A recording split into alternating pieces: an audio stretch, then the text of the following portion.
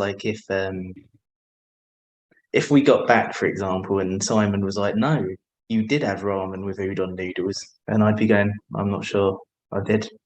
Yeah. And then so it okay, I get it. So we're on to you, Simon.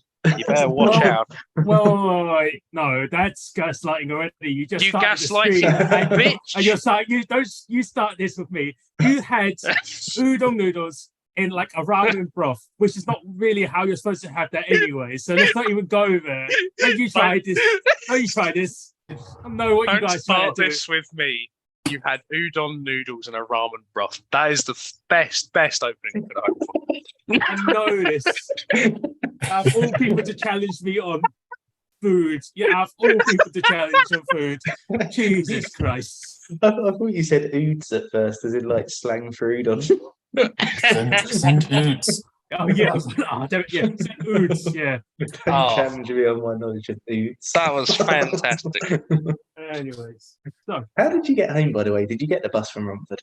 okay. Oh man, yeah, that just as I said, the guy there was like so hot on that bus. I had to take I took a cold shower before I even got into school, right? And like there was that guy just eating the chicken right behind me, going. For the whole chicken. And I was eating wings, but like just but the way that it sounded, it was that ASMR sticky knife. Oh god! Oh no! I was like, no, okay. But I was like, it's so hot as well, and you can smell like that barbecue sauce that was on the wings, and it's like. Yeah, I gotta wait for another at least 10-20 minutes of this while the bus fucking out. So fucking hot. Oh, that's so good. Yeah, it's just. Don't you start this with me. You had udon noodles and a ramen broth. Yeah, I do feel like I should get it on record now, though. Now that we're recording, that picking udon noodles in a ramen broth because you think they're going to be more resilient than regular noodles, it's not a good idea. Yeah, I think you might like eating like the chilled style, like or the cold style udon noodles, the zaru udon. Like you can dip the sauce, so it'll always stay like not quite cooked, but because you're dipping it in sauce, you might eat it. I think there's also another type of ramen called. It's not actually called ramen. It's called Sukumen. It's like it begins with a TSUUE, I believe. I can't remember the like translation on it, but it's like again, it's a dipping noodle. So I think you would really like that, to be honest, because it's like you don't have to worry about the noodles getting like soggy, and you've got like the thick like that soup. It's actually like a fucking thick soup. It's almost like I won't say gelatinous, but it's got like the viscosity. So I was like, I think you enjoy that, to be honest. So yeah, that's why I like Mazeman, because it's like it's everything that's good about ramen, but there's no time limit because the broth has been reduced so much. Maybe just like I think you might really like noodle salads. Like like you get like it's a salad, but it's a lot of noodles inside it. I think you might really like that then. So it's just like. I love most forms of noodle, to be honest. Yeah, except for what you call spag bowl with tagliatelle, you know.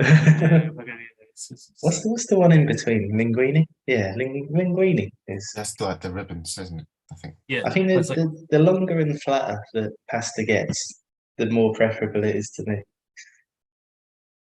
If I could have spaghetti bolognese with like lasagna sheets, I would. What?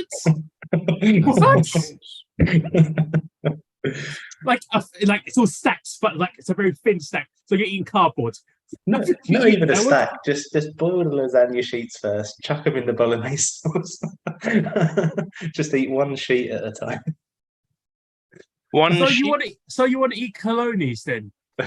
I do love bolognese. Yeah, there's the wrap tubes. Yeah, those are called. Yeah, I do love those. Yeah. So you want to eat colonis? You just say you want to eat colonis. That's fine then. Just like I'm not Italian, man. I haven't got the vocabulary. No, I'm not Italian either. But I just. No, but you're a chef. Okay, no. I mean, admittedly speaking, all the same. I had a lot of head chefs I've had like are Italian guys. So it's there's so much gaslight. Yes, that's true. You guys need to stop. You stop it. All right, in any case. So we started, right? But we still got to wait for Emmanuel and I guess Dan isn't coming, but we still got to wait for Pat as well, right? Dan's not been here since Harakiri. Yeah, Dan So- coming back. I think Dan coming back is kind of remote. Dan will be back when John's back. I did enjoy this little picture of them though. I think this I think that That's cute. That's cute.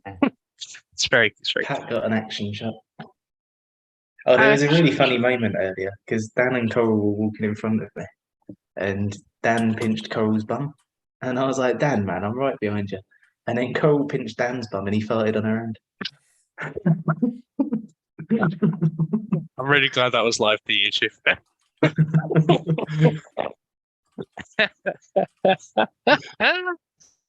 Nice. All right. How was John and his undercut? He seemed in good spirits, man. It's the most colours I've ever seen John wear at one time or collectively, I think. Yeah. I think it's the first time I've seen him wear shorts as well. So he's, Blimey. Yeah, it's That, first time. that actually is probably true. I feel like, I mean, he's not really a shorts guy. He's always been like a jeans person. He's like me. It's like he just wears jeans because they're convenient. But it is just that goddamn hot today. I guess he was probably it was smarter to wear. And you wearing, and you who was wearing Crocs with socks as well. Crocs with socks and a West Ham shirt. Is that gonna be the new one? Yeah. Rob, you need to have a fucking word for yourself. It's not right. I love wearing Crocs, to be honest. I know, but you need to. Socks, though. You know, I like a lot of things, but I recognise I need to stop. My view on it is that if somebody's looking at my Crocs, then they're leaving someone else alone. So I'll take that. Oh. How many times do you think today, Rob, someone saw your West Ham shirt and was like, Irons? It was mad, wasn't it? I've never experienced that. Like, so like, I went to the BFI beforehand, just to like sit down for a bit while I was. Oh, the big fat idiots! So I was just sitting there waiting for people, and as I was coming out, the guy who was checking the tickets was like, "Come on, West Ham," and I was like, "Yeah," and he was like, "Oh, I was buzzing for you lot," and I was like, "Oh, that was nice." And I came out of the BFI, and somebody else just did that as I walked out, and he was walking in. And then we were going down the road. I saw these guys, and there was somebody coming like sort of a few steps behind them. And then after I sort of like hugged everyone and said hello, they were like, "West Ham are massive." And so yeah, that happened. And then we got to Wagamama. The guy who was on the door was like, "West Ham," and I was like, "Oh, we're coming in, we're coming in." And then somebody rolled their window down when we was walking along the embankment. Somebody rolled their window down and shouted, "Come on, you Irons!" And yeah, there's loads of it. When you went to Wagamama's and you went, "Come on, West Ham," did they go, "Hey, come have a seat, lads"? And then they put you down and forgot where you fucking were for an hour and a half? Did They they do did that? forget where we were, actually. Well, they I didn't knew forget it. where we were. I fucking knew it. There was a similar situation to last time where the waiter took our orders and then he was like, "Oh, my shift's ending. I want to go home." It's like, oh, this is what gets me because I'm like, I say this thing and then Pat goes, "Oh, it was just that one time," and I'm like, "No, it's not just that one fucking time. It's many times." I'm so glad I didn't go to fucking Wagamama's, a piece of shit restaurant, fucking crap ass, fucking But I think waiters going home before you fucking serve asshole bags of crap, putting fucking eggs on ramen like it matters. Shit, I guess. fucking I guess. bastards. I guess God must really like Wagamama's because as you were saying that, I got a warning on my laptop that says thunderstorms have just entered London. I'm like, okay. It's me. I'm about to fucking go nuclear on Wagamama's. Fuck off. All that Wagamama's said, and Ready Player One. Your times, your fucking days are numbered. despite all that, Sorry. pork belly bao buns are lovely. yeah. Pork belly bao buns are lovely. Thank you, Will. Honestly, we only had one bad dish today, and that was Simon's peppers. Yeah. I but think next Simon time we made go to that. Wagamama's, I'll just order like multiple bao buns and nothing else. Although the chicken yakitori is nice as well, No. actually. Oh, It's fuck. just that I'd say a really bad fart. I'm sorry. Continue. Thank God it's not smell-o-vision. mm, You're gaslighting your own nose. It looked like I nearly said John's haircut, but then I pretended not to because I said I was going to, and then I didn't. So I'm in the clear. Yeah, Go on, I Simon. think John's new hair really suits him, you know. yeah, What, it's Pidgeotto? Yeah. well, yeah, okay, yeah. I did make that joke. I asked him if his favorite Pokemon was the Pidgeotto. Yeah, but it's like, yeah. I felt a tinge Yeah. of regret there, Simon. Well, no, because it was like, you know, it's like when you say when you know you're gonna say a bad joke, and you're just like, you just know it's good. No, I can't. Sorry, man. You're So like, much It's fun. not previously like, no, it's not. It's not happening. I think your phone's too bright. And You it's all messing up know on what Pidgeotto Yeah, we know looks like. what Pidgeotto. But it's like when you say you guys, you know it's a bad joke, but you have to say it because it's just like on everyone's mind. That's why when I said it, Ben I think laughed as well. I was like, "What's your favorite Pokemon?" Oh, he Pidgeotto?" laughs for you. Fucking gaslight, bitch. I wonder where the term comes from. Aha! There you go. You get the point. You Yeah. can see his head. Yeah. John. To be fair, John does have a kind of similar face to Pidgeotto, so maybe that's why it suits him. All the eyeliner. No, wait, what? Yeah, because he's got like the heavy brow. Yeah, but it's a bird. It's a bird. I'm It not doesn't- saying No, I'd mistake them that- for relatives. I'm just That's a Neanderthal. That's not a Pidgeotto. Yes, Sorry. I guess. Oh no, maybe I'm not even sure what you're going for. That okay? Yes, sure. Yes, I guess so. No, maybe. Okay. So Pat, why'd you pick this film? Oh, he's having a shit. Woo. There's also You might- two of them, you gaslighter. Oh yeah, shit. I gotta say, I'm glad it was two films because Terminator 2 goes on like quite a bit.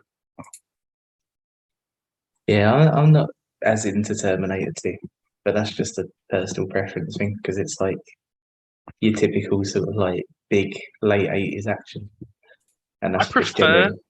I prefer Terminator 2 because everyone's got a better haircut naturally because it's not the 80s.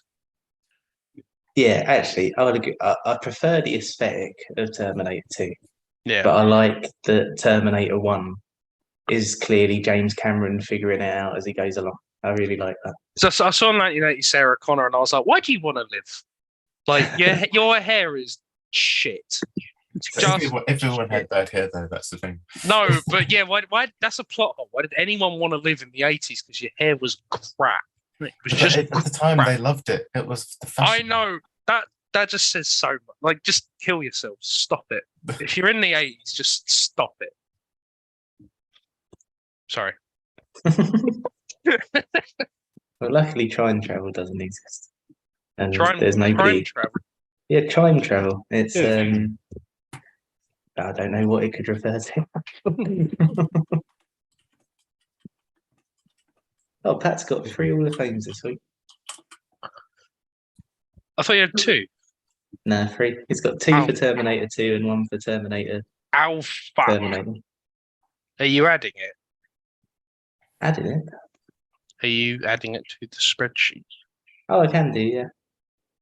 I was just asking if you were, because I can just do it right now. I didn't realize Terminator 1. Go on then, man. I don't want to take it away from you. Bless you. So. Oh shit! Yeah, it did. Oh balls. Okay. The Terminator scores are great because it's like it's right down the middle. Because you've got 3 people who rated it like 9.5 and above, and then 3 people who rated it 8.8 and below. And so the average is just a clean like. I think that's the thing. This is like our least controversial pick like ever. It's like everyone just agrees it's pretty good. Yeah, that's fair. It's pretty good. It's like, oh, here comes Emmanuel with this score, and oh, this one, even Emmanuel wasn't that Oh, bothered. I couldn't believe Emmanuel liked it as much as he did. I really thought he was going to sink it. You never one in ca- particular? The first. Yeah, because it's that kind of thing where like these kind of like I don't know what it is. Maybe he goes in with a certain expectation or something, but like these big sort of like generally agreed upon classics are usually the ones that he hates the most. Yeah, likes Hitchcock. Yeah, It depends if he's exposed to it before, like with Hitchcock stuff. He saw it at a young age, and some of the classics that we've all seen, he hasn't. So that probably goes into it, doesn't it? Mm. So some of the big blockbusters that everyone loves, and he has this the idea of what it is in his head, and he sees it, and then he puts his own modern like viewpoint towards it, which changes his opinion, I suppose. Oh, I've got terrible heartburn all of a sudden. Thanks, Emmanuel. Cool. It'd be all those udon noodles in a ramen, bro. Nudes. In any case, I think it's also because Emmanuel likes it because it's the story is a lot more hopeful, I guess. Because like if it's like a story that has like it leaves you with a feeling that's usually a good feeling. I think he generally likes films like that more, even though he doesn't want to admit it. He likes those sort of films. He likes the Hallmarkish films, admittedly speaking, because Yeah, it you're gives right, him a to be good fair. feeling. Yeah.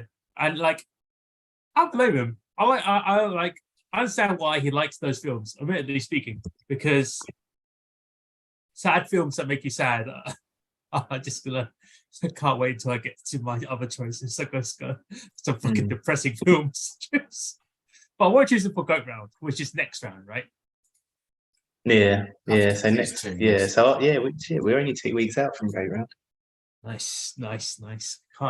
I'm absolutely can't wait to see what you guys have chosen for Goat Round because I have. Can you give us a sneak peek for your upcoming picks? Oh, for Wait, this what? round, Any? it's on Apple TV. Whoa! Instant ones from Ahmed. It better fucking not be, because I won't be watching it. Is it exclusive to Apple TV? No, it is technically on YouTube as well, but it's Oh. like Good. But isn't it only yeah. like Spanish subtitles on YouTube? something like that, right? Yeah. So we'll see how it fares. Or it'd be like Shin Godzilla, where no one could get their subs to work. Yeah, that was awful. Yeah, or it could be like when I watched Harry Career, got the wrong fucking subtitles to work. Because magistrate, we have to drain the waterworks. Wait, what the fuck? To be honest, This- there was a couple of it. There was a couple of moments when Alec picked Seven Samurai like years ago, and it was obvious that the Amazon subs weren't accurate because like somebody would say something and then the subtitle would say something that just wasn't the tone that they were speaking in, and it's like, fair enough, I can't understand Japanese, but he did not just say that. What was I'm it glad, like? I'm glad I'm hearing about this now. No, I said this on the call at the time, didn't I? Oh, I don't know. In all fairness, it was pick number 10, and we're now on pick number 165. That's the same. Yeah, you guys have actually done quite a few films, right? So it's like So it's, you now, to be fair. Yeah. Yeah, you're already on like 60. You're almost like a bona fide member of the group now. Wait, let me see how many picks you've done because you've done a lot as well. Yeah, has someone done more Yeah, picks than John? you that's not joined. right. Yeah. Possibly. That would be insane because he's definitely beaten Rick like 3 times over. Oh yeah, Well, everyone's picked. If anyone's done 3 picks, they've beaten Rick. Was it that many? I thought he did like 10. No, he did 2. Wow. what were Rick's picks? He did The Fundamentals of Caring and Monty Python and the Holy Grail. Okay, some reason I feel like Rick would have picked the Monty Python Holy Grail. It seemed to suit him. I don't know. Okay. Yeah, Simon, you've done 64 picks already. Wow. Huh? Nintendo. Yeah, you've done 64. Am I? Yeah, man. As in, Other people's picks, not Oh just yeah, yours. like you've been here for 64 Oh wait, weeks, I got basically. wait. I was like, Oh, wait, what? 64 That can't be right. calls. No, you definitely haven't picked 64 films because none of us Wait, what? none of us have. Oh yeah, I was going to say.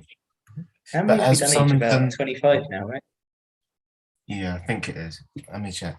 Yeah, something like No. But how many? that. We're on round 23. So Yeah, so some of us If would have you- done 24 and some would have done 25. yeah, if you've done a double bill, if you've done 2 double bills, you pick 25. Yeah. So I'm still on 24. Yeah, so yeah, Simon, you already picked 10 films.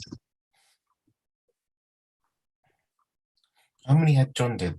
Did John do? Sorry. So How I'm many? checking out How now. many had John did? How many did John do once? He Um, did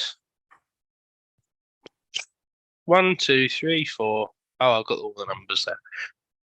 Oh, 11, 12. He did 13. Okay.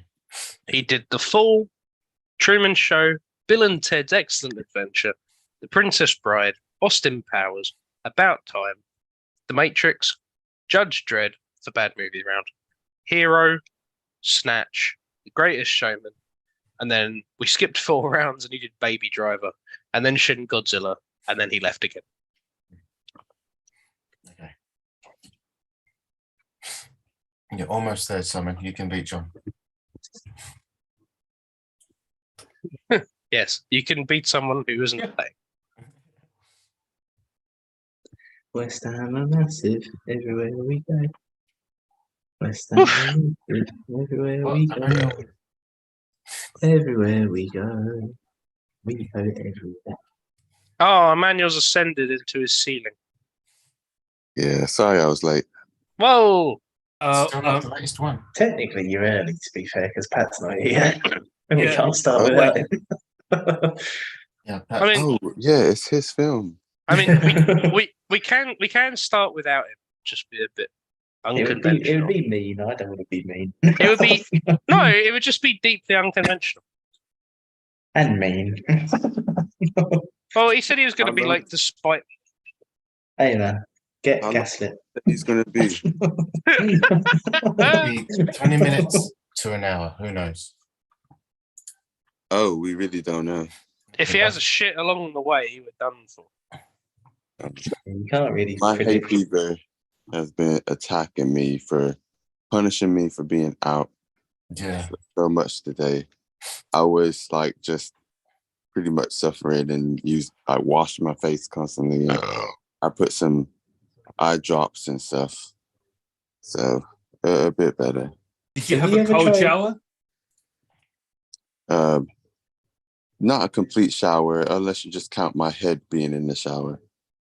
I think you need to have a cold shower just to wash everything away. That would be And better that's for a you. shout. Yeah.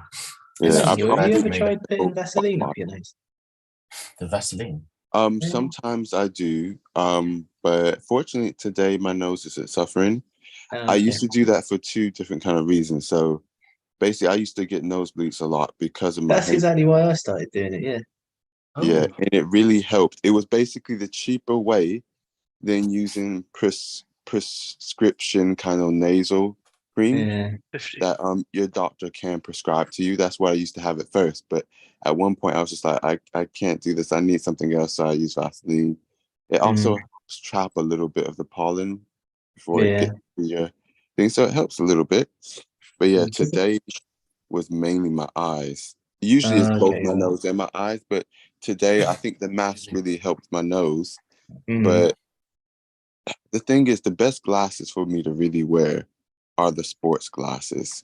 But they don't. Yeah, the wraparound. They don't Yeah, look, the they wraparound. look good. Yeah. Mm.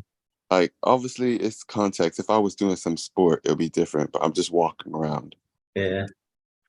No, that was exactly the same for me, man. Because I get really bad nosebleeds when my nose dries out. So I started putting Vaseline up there, and then I found that because I don't really get the eye stuff with hay fever, but yeah, I started putting Vaseline up there, and then I found that it was kind of like lessening the nose stuff with hay fever as well. Yeah. It's true. I have to, even though we're still waiting for him. I like how they make references to the first film and the second film. And how Alex's they, least favorite thing. Yeah, He's hot and like- spicy ones. I forgot, like in the second one, how does he say "I'll be back"? He says it in a different like situation. He says it when he's about to leave the police. He tries to get to the police Yes. station. They don't let him in, and then he goes, "I'll be back," and then he drives no. through the front of the thing. Yeah, but ironically, he then in the second one he says to Sarah and John, "Stay here. I'll be back." He says, He goes out, gets a vehicle, drives in, and drives out. So he's doing the same thing, but with different purposes. Actually, he's doing it for the same purpose to get Sarah Connor, but one was to kill her, and this time to get her out.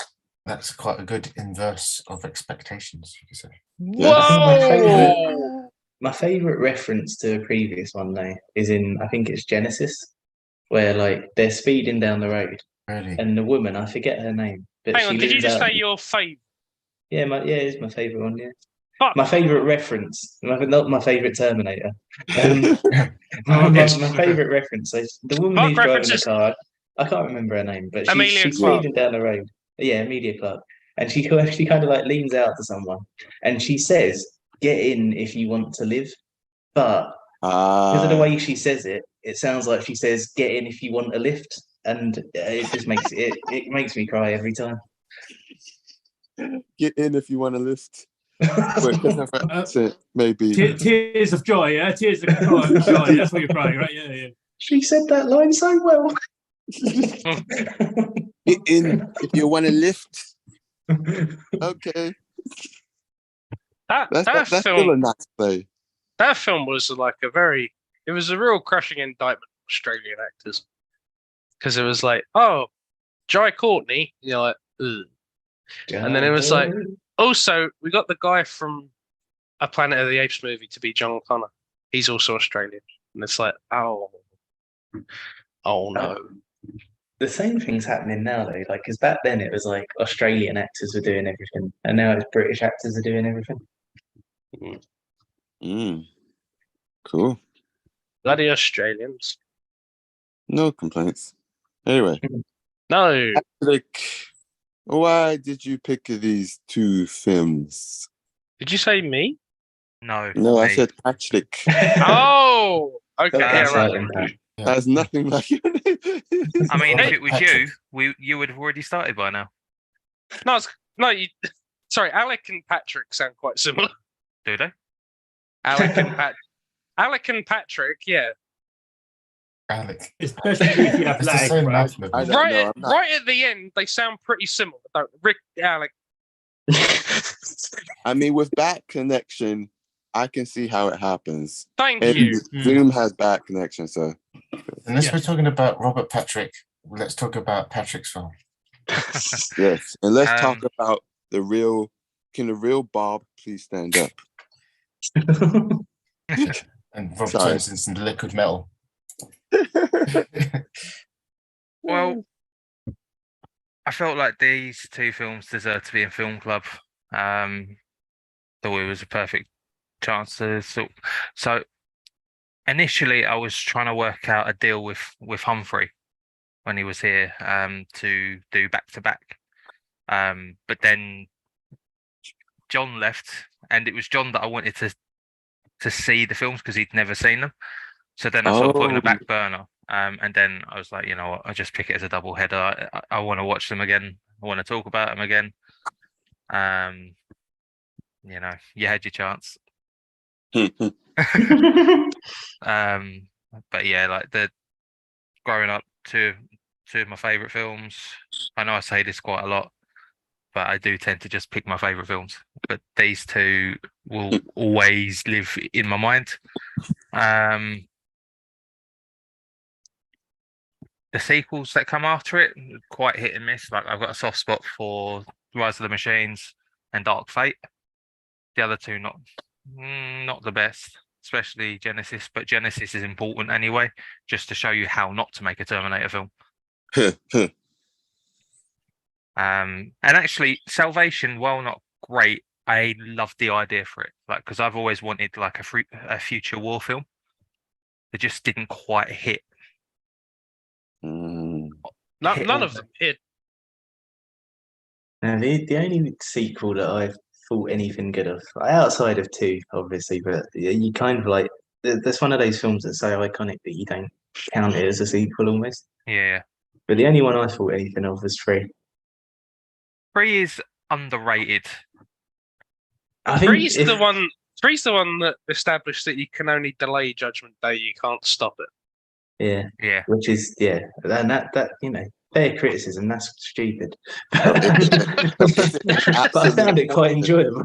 Is it Like, I know it's probably an unpopular opinion, but I thought Dark Fate was spiritually probably the film that connected with the first 2 the most. Yeah, retcons John Connor, but as like me and Ben were talking about earlier, it shows that not just John Connor or Sarah Connor can save the world from the Terminators, and it sort of introduces you to more characters. Nowhere near the first 2 films, don't get me wrong. Like, it's like a massive distance between them, but Massive. Massive. but I personally think of it as the real third film. But yeah, getting away from those, like the first 2 films are classics. Like the first film, like probably amongst top 10 all-time sci-fi films. Rob has it down as a horror as well. I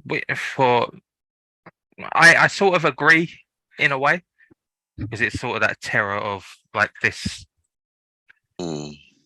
sort of android thing chasing you, never letting up. And then like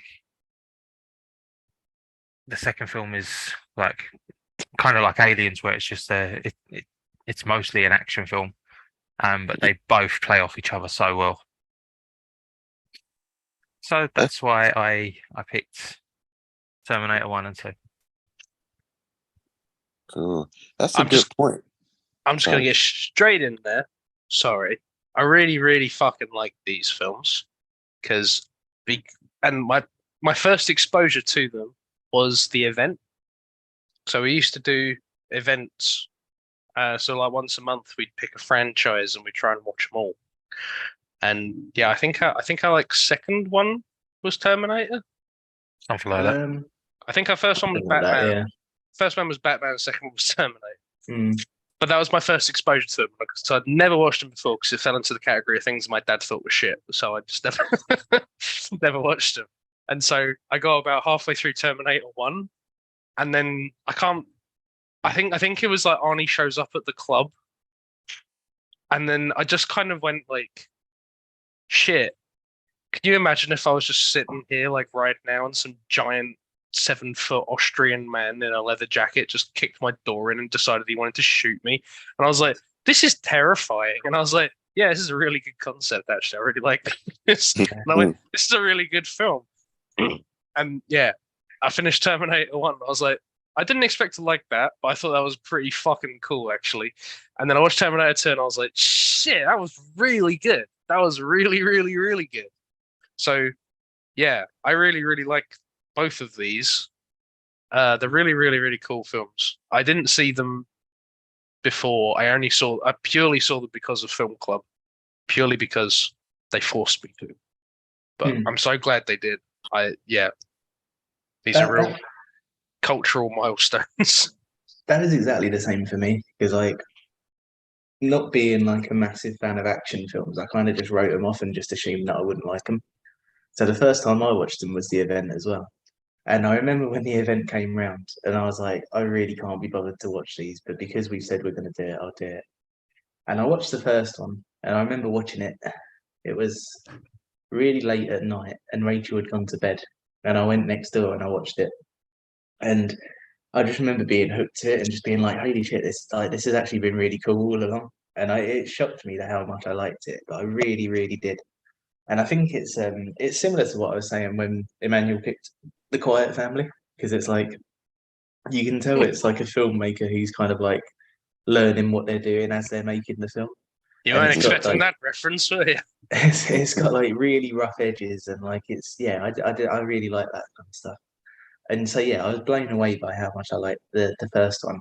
The second one, personally, like it's not as much to my tastes. But I remember watching it and being like, "Holy shit, Alex gonna love this because this is like the blueprint for every decent MCU film." Like it's and yeah, so it was really like eye opening to watch them both. Well, the thing I was mostly, the thing I was fascinated by was that the first film is sort of like a horror, in that you have and it's because Sarah Connor is not aware of what's happening. She's completely on the back foot, and she only comes through like at the end. But I've never seen the genre of something change necessarily. Like it's always sci-fi, but you have Terminator 1 is kind of a horror film. And then the second one, she's had a chance to kind of acclimatize herself and she knows what's happening and she's kind of like just trying to sort herself out and everything. It becomes an action film. And I was like, this is really, really fucking cool. By the way, disclaimer, I've never seen Aliens before I saw Terminator or Terminator 2 before this either. Really? No, I've only seen the first Alien. Oh, wow. So when Alien, Terminator 2, Aliens. Also, that was like the fourth event, but I'd never seen something where like the genre changed to suit the main character's mindset before, and I was like, "This is fucking neat." Really like that. But the main thing that got me was when Sarah Connor is trying to escape the mental facility in 2. And she's going for the elevator, and then Arnie comes out of the elevator, and she like loses all breath, and she sort of just goes like "fuck," and I was like, "Oh, this is so refreshing." Like she's not ready for it. She's not expecting to see Arnold Schwarzenegger come out of the elevator. She's got a lot of trauma attached to this guy, and she just reacts to it like a person would, and she's like, you know, trained herself to be a bit of a badass since we've seen her in the first one, but she sees him again and she just folds up like as a reaction the first time, and I thought this is so fucking cool to see this from a character, and she's changed the whole genre. Like it goes straight back to being like kind of an action movie again. But I was like, it's really nice to see a vulnerability in like a badass like female character again. Like this is really neat. Sorry, I really, really like Terminator 2. It was really cool. I'm going to stop talking now. Bless you. Thank you. Opening statements. Go on. Someone. My throat hurts. Go on. Yeah, go on, Emmanuel. Your throat hurts. Let's do it. I don't actually have the words together enough, but so many years ago, probably not too long after it came out, I saw Terminator 2. I thought it was a really good film. I never saw the first one until many years later. And I thought, I get what people mean. The second one is better. It's just an improvement on the first one. But they're both good films. I kind of think it's similar to like Shrek 1 and Shrek 2. Like Shrek 1 kind of sets it all up and it's all right. But Shrek 2 is kind of where it gets the chance to sort of just go forth with it. It's a refinement. Actually, Yeah. a great example. The thing is, Terminator 1 and Terminator 2 are very close in my mind. Like you could have preferences for either, and they're both good. Like, yeah, personally, I think Terminator 2 is slightly better, but Terminator 1 is still good in its own unique ways. It kind of makes me think of Batman Begins and Dark Knight.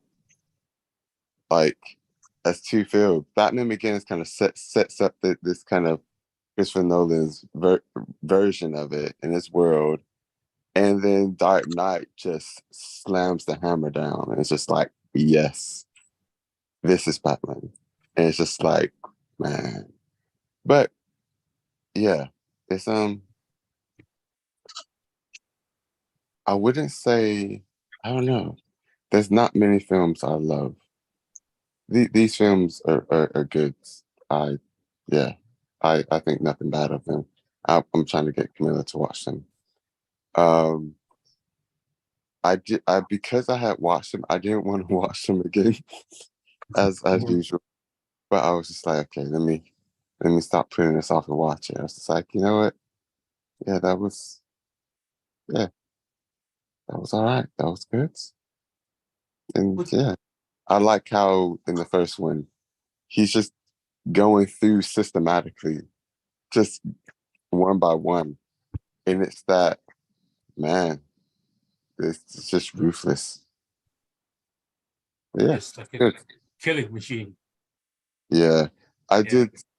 Yeah. At first, I was kind of like, when Kyle, he took a moment to start actually telling her stuff. Because at first I was like, can you please just talk? And then he finally then he like started telling him out once he's kind of calming down a bit. He's like, he's panicking so much. He's just like, just do what I say. Just like, dude, you sound like a kidnapper. You're not helping the situation. But anyway, I think it was good. Yeah. Good. Excellent. Now- Simon? Now, as one of the people who actually did watch Terminator 2 first, because it was on TV before. Why is this common? Because it's just our age group. Because it was probably on TV, and you just watched it, and you go, "Oh, cool." Why has robots. one third of Film Club watched Terminator 2 before Terminator 1? It just, I don't know what to tell you. It's just what if it was on if it was like on TV for free, and you watched it, and you go, "Okay." You didn't even. I mean, it's just called Terminator first. It wasn't even called Terminator 2 Judgment. It was just Terminator, the other one. Because in my mind, it was, it's Terminator, and you had the Terminator prequel. Oh, the Terminator original. Okay. The prequel to Terminator 2, the Terminator. It goes, yeah, we had Coke, but you had original Coke. Okay, well, I mean, whatever, man. What the hell? No, but in all seriousness, but watching Terminator 2 is great. But in any case, watching Terminator 1, it does establish the whole thing about the Terminator itself, right? And his world that Dave Cameron originally designed as this is the concept I have. And because we have the metal skeleton of it, we can build upon it. And what he built upon it was Terminator 2, which made it. And Terminator 2 is still graphically and stuff, all of that still holds up really fucking well, right? Because I watched Terminator 2 first. I always thought it was a cool action film.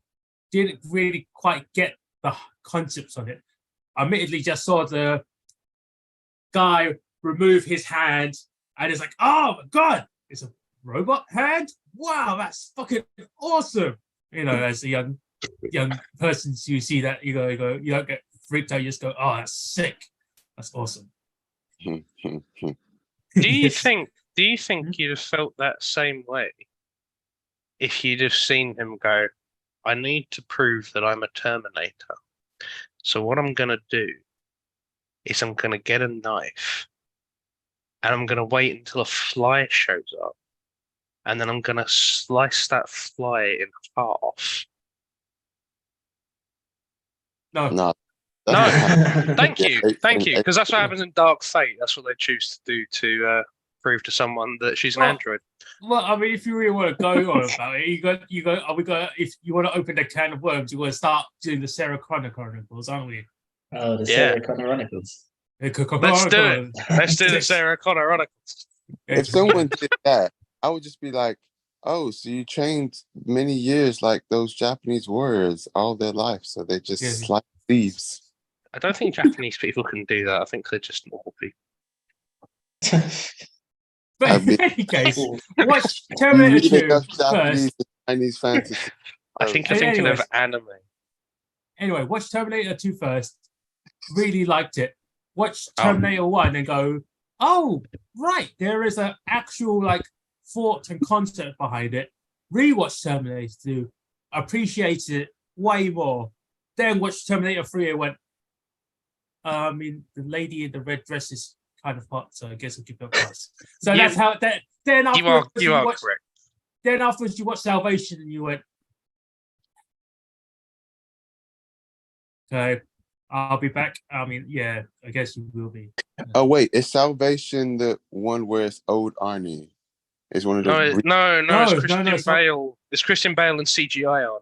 Yeah. And Oh, CGI no. Arnie for like 5 seconds. Then they What? melted his skin off. What's the one where Skynet is counting down until it releases? And you Three. Oh, that's 3. Yeah. I It might be remember. free, yeah. It might be free, yeah.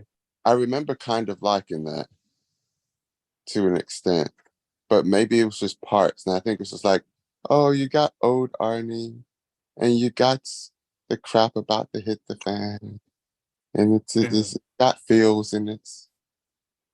Don't Then really after, know much about it. I watched then for the sake of it because I was watching with a group of friends watch fucking Genesis spelled with the fucking like Y, right? And Situation. I don't remember much about it either, except desert scapes. fucking, I mean, I'm just thinking, wait, is Genesis the one that has fucking Matt Smith in it, fucking Doctor Who, right? Yeah. Yeah. That's that. I mean, that's that. I mean, I saw it and I went, oh, Doctor Who is in this, and I went, oh, Doctor Who is a crazy cyborg AI. Don't Oh, spoil yeah, that makes it. sense. Oh, People fuck might- off. Fuck off. How many years has that been? Fuck off. I'm not People watching might watch Genesis. unless someone forces me to. Maybe Bad Movie Round 2. Okay. Uh, Oh, that is such a shit. film. Holy It's shit. not good Oh, to that's tempting, right? But like, that's just I've got, cruel. in any case, watch 2, liked it. Watch 1, oh, realized why I liked it. Then watch 2 again, really liked it. That's how the best way to explain it. All right, Ben, how about you? It's good. Times 2. Did you like that? I left you a little reference at the end of the father call. Not good. No, I left you a No, fucking I'm joking. thing I saw Oh. that. That was great. That was a great callback. A great homage. to my best Yes. guy. I love that we've been going for so long that we can give homages to each other. Yeah. Next time, at the end of this one, I'll go, and that's wrong. But yeah, the Terminator movies are kind of like with me and Pat. I've saw them at a fairly young age, and like Alien and Aliens, I think they're kind of like a perfect like pairing or duology, you could say, of like, as Rob mentions, they're both kind of like they're the same films in the same universe, but each one's a different genre. So the first Terminator is literally kind of like a science fiction movie, but it's a horror movie aesthetic. And that's what set it apart, which I felt was so cool about it. And I think what's so good about the first movie is just like the story is quite, even though it's got the time travel element, even in that one, it's still kind of like linear. You know where you are. It's kind of like a straightforward narrative. Something is going to kill this woman, Sarah Connor. She doesn't know how to stop it. She's got this protector, and that's the premise of it. She has to fight for her life, and she has to put her trust in someone she's never met. And obviously, the second film builds upon that, builds on the lore, like Emmanuel mentioned, similar to how Batman Begins and Dark Knight play off each other. You've got this world, and you establish what you have in this world in the first film, and just like extend it, and just like not so much dissect how things tick and all that, but you really get into the meat and potatoes of like how like the lore is and how the characters exist and how the fundamentals of the universe work. And I think that's so clever and why it's such a great sequel, because it doesn't it does and doesn't repeat the same things the first film does. It kind of like gives you kind of like It adds a new spin.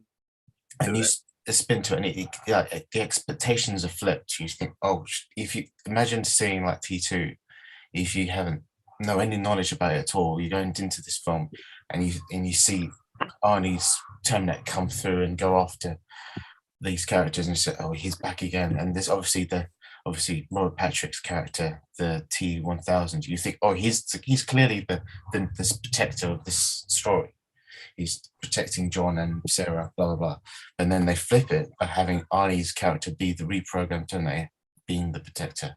And that's such a genius idea to kind of like have him in the story, but make it like so unexpected that you're like, okay, so we're with it now. He's going to be the one that's going to protect John and Sarah this time around. And I think it's such a cool way of like not doing the same thing again, but at the same time doing the same thing again, but making it interesting. And what was good about the first movie is that, like the horror movies, you kind of like what Alex said, is that you're in Sarah Connor's like your shoes, you're experiencing it, the story through her eyes. You get to experience all these things, and you make the judgment of the characters, like Carl Reese, and you learn through her. You learn through her interactions, and as the story progresses, you're in her shoes the whole time. And this one kind of it teeters between Sarah and John, so you kind of got two dual protagonists this time, which is quite a really interesting way of doing it. Because it could have just been all about Sarah, or it could have just been about John. And I think it's great to have both two going back and forth, and that's always what made it interesting to me. And the logical what's the word? I'm trying to think of the ways.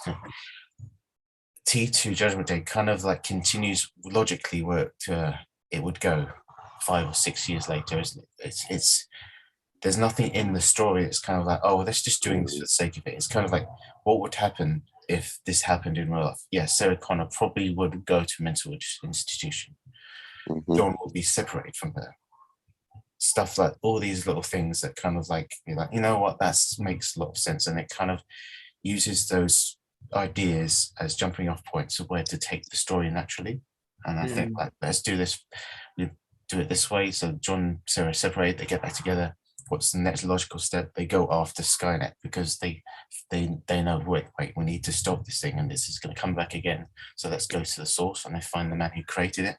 And it's like, let's not just kill him. Let's actually talk to this guy and get into his head and let him come to conclusion himself what to do. And I thought that was a really clever thing. And I love the contradiction and the conflict Sarah has about should she kill him? She comes so close to killing him. And I thought that she has that little bit of morality left to stop her from doing it. And she's like, no, let's just sit down and have a chat. I love that little sequence as well, because they got the Terminator music. Yeah. When she's coming in, then it's like yeah, it's the parallel. It's the little cool parallel nod. She's becoming what she hated, and that's so cool. And it's even the bits before where she sees Arnie's T-800 come in after her, and obviously she thinks he's here to kill her, and obviously she doesn't know that, but we know that because we're following John's story at that point. So it's got all these things coming in and out, which I found really clever with the story.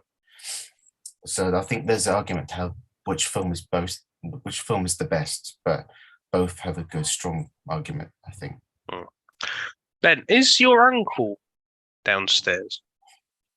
My uncle. I'm hearing trog sounds when you I think mum and dad are watching a movie. That's all. Oh, okay. I think it's like Jurassic Park or something. I thought there was like a werewolf downstairs or some sort of ape man. It's not them, not him. That's right, not Trog. Trog's got a day off. That's right. Right. How do we want to do this? Do we want to do Terminator 1 and then 2? Or do we want to just sort of freeform it? Free falling. That would have been a perfect little time for an insert if we That- were doing these films. We can just I think a lot of the conversation is probably going to be around sort of going from one to the other, right? Yeah. And I think an interesting consideration that I hadn't made before was Simon and Emmanuel were talking about watching Terminator 2 first. And also what Ben was just saying as well about sort of how it gives you enough like context clues to sort of get, because it's almost like a soap, isn't it? Like you can kind of pick it up at any time without any context and you can basically get the gist of what's going on. Mhm. And I hadn't really, sorry, go on. no, go on, finish. I was just going to say I hadn't really considered it before, but I suppose like when the two of them came out, it was before streaming and it was before like home video really took off, and like all you really had was like laser discs and things like that. So in the 7 years that it took to make the sequel, there's probably a thought of like, well, people probably aren't going to have the first fresh in their heads anymore. So I suppose like given like the different context, you're allowed to take a bit more of a risk and like change the genre up and like do something completely fresh. And yeah, like I suppose there would have been more pressure to make a film that worked in isolation rather than now where there's a pressure to make something that continues on. Just to go back to the Emmanuel and who else watched it? The second first, Simon. I mean, it's sort of like a trend for franchise films, I guess, where people sort of miss the first one, end up watching the second one, and then going back to the first one. Because I did the same with Pirates of the Caribbean. I know it's a completely different franchise, but like I remember, I can't remember what year I was in, but like it was the last day of the school year, and we'd just watch movies all day, and the first Pirates of the Caribbean was put on, and I was like, yeah, this ain't for me. I'm just gonna fuck about doing something else. And then fast forward a few years for the sequel film that came out, and I remember like a bunch of us went to cinema to watch it, and I was sort of blown away by it at the time. So I was like, you know what, I'm going to give the first one a go again, and that sort of then spiraled my enjoyment for that specific franchise. Yeah. But it's the same with the Alien franchise. Well, Lord of the Rings, not really. It depends on like how close the stories sort of mesh from one film to another. Yeah. I think with Terminator 2 though, you're already kind of doing like a bit of a time hop from the first one, so it's easy for you to go, oh, okay, she's in a Missile Institute. Like Lord of the Rings isn't necessarily similar because it's got the same. It's happening in the same sort of time frame, whereas Terminator 2, like 10 years passed. Yeah, Terminator 2 is more of a sequel, where Lord of the Rings is one film that's split. Yeah. But yeah, like a lot of franchises is like you can sort of pick it up at any point and then be like, oh shit, I like this, so I'll go back and watch the others. And they kind of work as prequels that way. Yeah. Simon. I don't really want. Oh, here we too go. much, right? But like, I watched Too Fast, Too Furious before I watched Fast and Furious, so it was like, wait, what the fuck? I was like, oh, it's about racing, I guess. I don't quite get. So he was a cop, I guess. I don't really understand this movie. I mean, it's about racing cars. I guess that's fine. Watch the first one. I was like, oh, there's a whole thing about it, about their family. Okay, I guess. Then watch Tokyo Drift and be like, huh? What the fuck is this going to do with anything? Tokyo Right, Drift. yeah, I watched Too Fast, Too Furious. Then I watched the first one. Then I watched Tokyo Drift. But it all fucking mixed wrong. The funny thing is all about fucking- that, Tokyo Drift was the first one I watched. Do you know what? Sorry, It would have say been again? great. I think I did. I think you lagged out there, Pat. Huh? I think you lagged out. Oh, sorry. Tokyo Drift was the first one I watched. I thought Simon liked it. It would have been great if you guys had watched Fast 8 first, or whatever the name of that one was. Because if you'd have got into that, not realising it was about cars, you'd have seen a theme park called Race Wars, and you'd have gone, man, this is dystopian. Oh man. To add into this whole conversation, I saw Pirates of the Caribbean, I think the Black Pearl or something like that. Yeah, the undead people in the water. Welcome to Terminator. I really liked that one. Well, I thought that was cool. I watched a bit of the first one, never finished it, and that was about it. I haven't seen anything else Pirates of the Caribbean. And Fast and Furious, it's all jumbled up in my head. I don't actually know. That's by design. That's how you don't remember any of them. I don't know which ones I watched when. I remember Tokyo Drift has an impression on me, and I thought, you know what, this is actually all right. I don't know why they think it's trash. That's because it's the Japanese one. I mean, you keep having this low-key racism, which isn't really kind of, I feel like it's not highlighted enough against the main character, because obviously he's white. Like, but to be honest, he I guess don't say like I guess they felt he deserved it.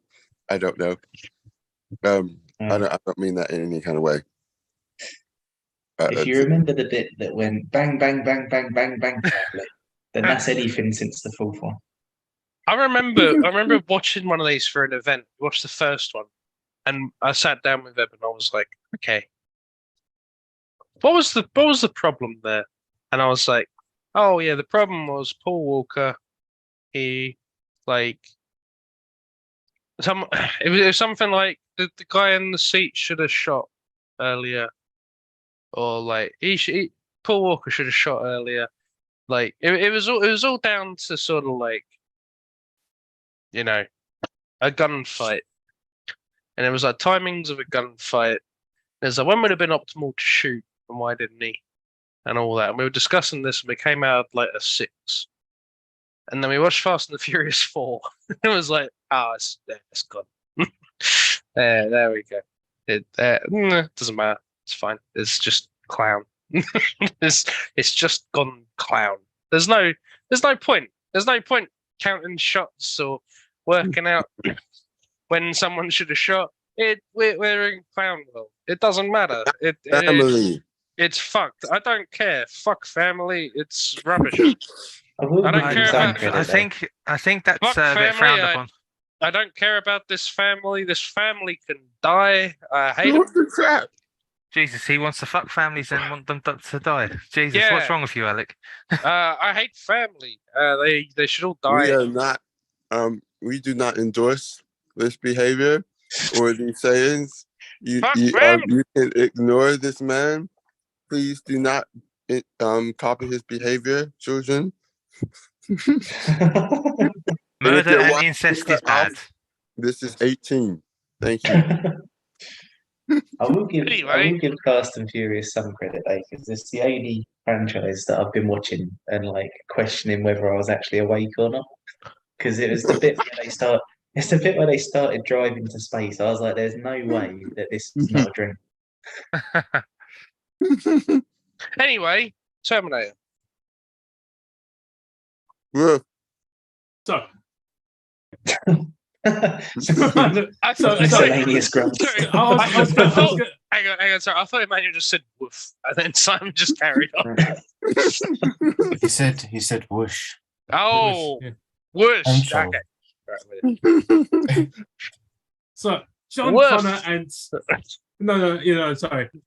Sarah Connor and Kyle Reese gets into the car and gets chased, and there's a car chase scene, I guess. And afterwards, Arnie is in the other car and that slams into the wall, and they stop and they all got surrounded by police. It's a thing about it, like the scene before. There was like also a few scenes beforehand where Arnie is a super powerful robot thing that can punch something and kill it, because he's done it before. So he was in the sun. It was during that scene with the club he didn't really even need to load his gun. He could have just walked up and punched Sarah Connor, and she would have died. So it's kind of like, no. There's then, I guess there's like certain aspects of it there where you can go, oh, that's a bit coincidental, or I mean, that didn't make sense. There's like tidbits that Terminator 1 has, and that's not even going through the whole time traveling stuff shit. But it's just like certain tidbits you go, oh no, it doesn't. It almost made perfect sense.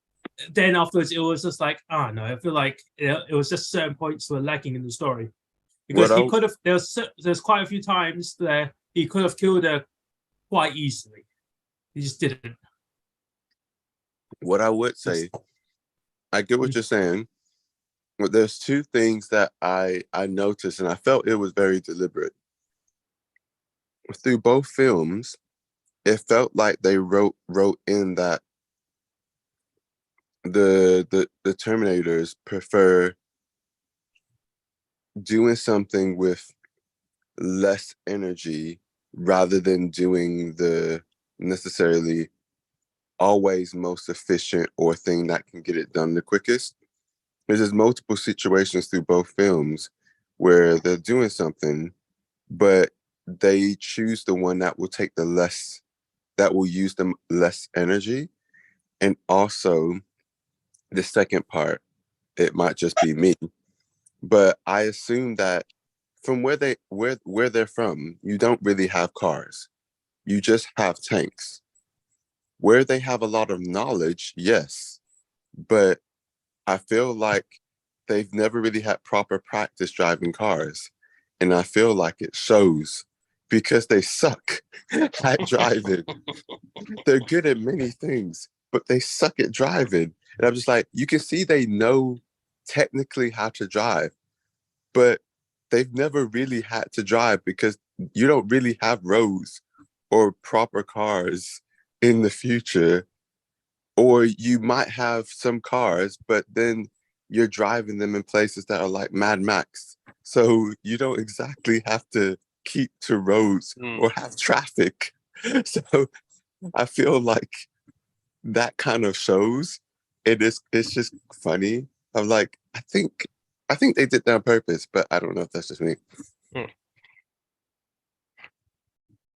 I think as well, like if you stab someone or you try and inflict like I understand what you're saying, but I think like if you're trying to like inflict a wound like with blunt force, like it can definitely work, but I feel like a laser sight with a pistol, it's probably just kind of the more reliable. But I understand what you're saying. I just think like if you've got a pistol with a laser sight on it, it's kind of more reliable of a kill rather than. I absolutely get what you're saying. If he just saw her and went, "Oh, you way," and then just crushed a windpipe, like yeah, no, I get that.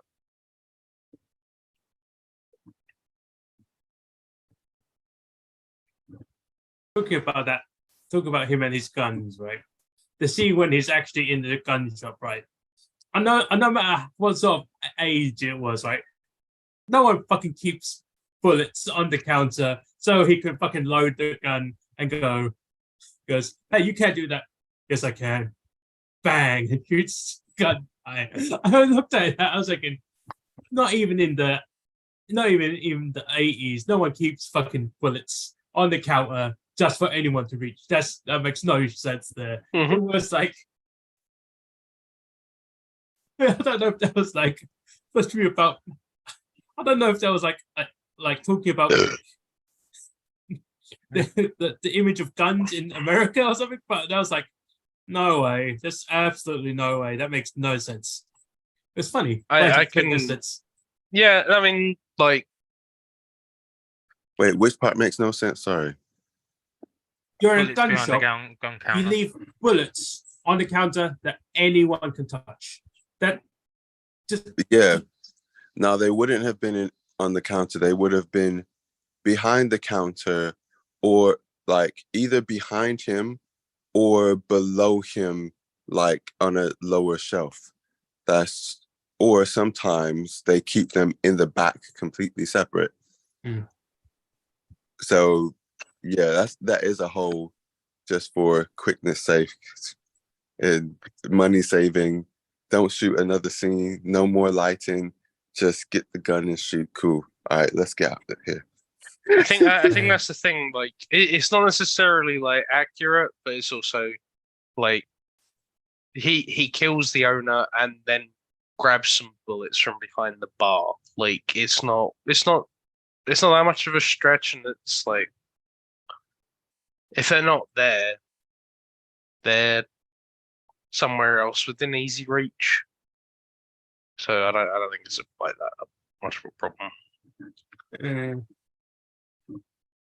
I mean, I guess what you're saying is true. It just seemed outlandish. Yeah, I was gonna say, yeah. I'll say yeah. it's just a bit outlandish. It's like, I mean, like, oh, you just made it to be convenient for your story, and it was just like, it's a bit. Yeah, I think I'll agree it's inaccurate, but I think the consequences the same. Yeah, I think I don't mind it as much compared to like some things that are like, what the crap? That's a hole. That's a big hole, or that's a annoying hole, or kind of a hole. But do you want a nice hole? Do you want a good hole? Yeah, why not? This is okay. But let's do a good hole. Oh, sorry, no, you were saying something. Sorry. This one I don't mind as much because even though this was obviously just done for coolness and stylistic sake, but it still would have turned out the same. It just would have been more comedic instead of like ruthless, because it would have been like, oh, this gun is good. All right, so which one you want? Or whatever, how he says it. It's like, you can't take that. I am. And then just knocks him out in the temple with the butt of the shotgun, takes it out, shoots him, and then walks out the shop. Like, they could have done it like that. It would have ended the same, just very differently. It'd be like, oh, he just knocked the crap out the guy with their gun and just walk. Oh, I guess he can. He's very strong. I don't know if that would have had the wrong tone, but that would have been nice too. I probably would have been laughing. I am bunk. It just falls on the floor. Oh yeah. Also, one other thing about that is Arnie, as in the Terminator himself, supposed to be like extremely heavy, even in his like metal body, right? Is he supposed to be like immovable or something? Because like I thought so. I thought so as well. But then afterwards, you had him going to Sarah Connor's house with her roommate and her boyfriend, right? And her roommate was able to like lift him up and like have a fist fight with him for a bit. I'm like, does that mean he's even not really that strong, or the roommate is just fucking like properly jacks? Because like I was seeing, he's an exoskeleton. He's got the metal skeleton. Yeah. That's like, how many times could he just lift? Can a guy just lift you like that if you're like made of fucking metal and bone structure? It's just like, I don't know. I feel like it didn't quite make sense as much as when I look at it, because it's like, that's why I feel like there were certain points that made me go, that doesn't make sense. Not just like, yeah, it just didn't make sense. Yeah, the first film has quite a few moments like that. To be honest, it's like, huh? Okay, whatever. But yeah, he would have had to be really heavy. I'm trying to imagine, like, because he doesn't have like plated bones like Wolverine. He literally, his skeleton is literally. Do they say what kind of metal it is? Is it steel? But I mean, even the lightest metal, Emmanuel, is still like, he's a big metal skeleton robot guy, so it's got to be quite heavy. So it's just like, no. But it's like it's not really. It's not like a super big point, but it's just like one of the points that you go, hang on, what was that? Was that how that happened? That's not how I remember it, I guess. But again, watching it again, Maybe rewatching it, I was like, oh yeah, that doesn't make sense because that doesn't make sense. maybe if there's some kind of artistic license, maybe Camilla was making a point that he has to be light enough. I say light enough to move. Obviously, we know he's not. Maybe he's just a little heavier than what the real Arnold Schwarzenegger would be. Sorry, to lift someone. Well, because Does he properly lift him, or does he like a tiny bit lift him to run into him to kind of fall down? no, because he was able to like tackle him down when he was in the like bedroom. So to do that, because like he did like charge tackle him because there's no spirits because it's in the bedroom, but I was able to like knock him down. So just to knock someone down, if he's a big metal skeleton, is quite a fucking tough thing to do, right? Yeah. Sorry, so And this you wouldn't is expect him to sorry. lose his balance either. I don't know. Sorry, this is Ginger's boyfriend knocking him down. Yeah. We're talking about.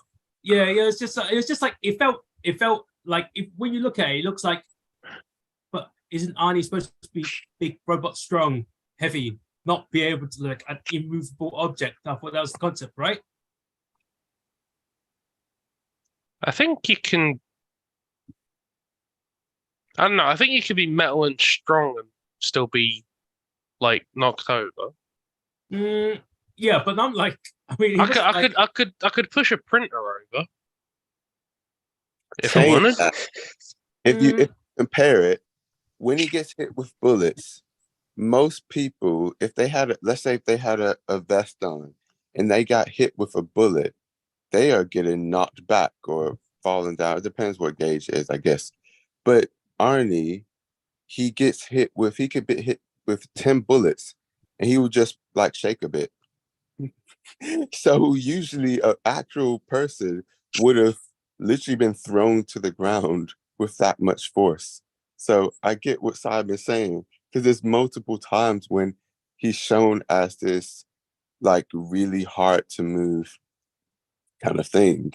And then he's just like, and I from what I can assume, because I can't remember it properly, I assume it didn't seem like he was unsteady or he was off balance.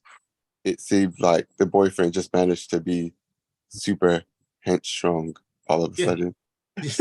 Okay. I mean, yeah. I mean, it would have been nice if they and I don't know if this would have worked, but you could have had, let's say you had some toys in the bedroom, and Artie could have like. What are you hoping to see here? Because of what just happened, it would make sense. And then maybe like, are you wanting the boyfriend to hit Arnie with a big floppy something? But no, he steps in the toy, which throws him off balance, which then the boyfriend could have actually successfully. Okay. You weren't expecting the Ain't 3000. But then it would have been realistic. Okay, I take back my statements now. I fucking know. Emmanuel just made fucking Terminator fucking Benny Hill clip. No. We could have ended the machine war with the Ain't 3000. Fuck no. Fuck the Terminator. Oh no, I did. No. That's the porno version of this is called the Penetrator. Oh, I like Ain't better, but obviously I would. I'm just trying to bring a little realism into this film. Well, I have one for you if you like. I'm curious. Because it's a sort of a chicken and egg question, I suppose. But you have John Connor, yeah. Mm-hmm. John Connor became prominent because he rose through the military ranks. He was a great military leader, yeah. Mm-hmm. Okay, and he learned all that because of his mum, hmm His mum learned it because a Terminator came back and made her aware of it. And Kyle Reese came back as well and also made her aware of it. And kind of spurred her behavior then on. Yeah? hmm Who sent the first Terminator? I was talking about this earlier. I think I you're about don't- to confess to it. I don't. did. I'm sending it back right now. I hate Sarah. Yeah, you see, August 29th in a few years, like Skynet with the AI is all gonna go running. I've just been Miles preparing for it. Dyson I did don't wanna nothing lock up, wrong. I sent someone back. Yeah. I gotta blow up a few places. I'm sorry. Mhm. This is I mean, the no. way Let me the not, Fuck Russia. pollution is going, LA is going to look like that. Yeah. but yeah, let me not talk about that. I don't want our video to get taken down. Okay. That was seriously a joke for anyone who takes that seriously. I'm sorry. So I don't agree with their time travel. Bless you. I don't agree with their time travel logic, which is similar to a Back to the Future time travel logic. I think their time travel is actually it's Bless you. All right. is Oh. is more alternate reality similar to Marvel, basically. Because at the end of the day, it would be much easier to explain if Kyle Reese was a person who would have always volunteered to go back to stop, this Terminator going back anyway in some kind of timeline, and then ending up with Sarah Connor, however you want to kind of spin it. And then what we are aware of, the movie starts off with the timeline that split off from the main one. We never got to see the main one in a way, because maybe the humans completely lost in that one. In this one, he's thinking, oh, you know what? This is messed up. I have to send back my dad, otherwise I'm not going to exist. But all he's done is, in sense, created another timeline. He's not helping himself. Nothing's going to change for him, but it will change for the other version of him in another timeline. That's what I think. That's all right. But it still begs the question of the first time it happened, because the first time it happened, Sarah Connor had no idea about any of this. So Yeah. she had no reason to train him. So No. the first time this happened occurred because someone went, I need to send a Terminator back to kill the lady who raised John Connor.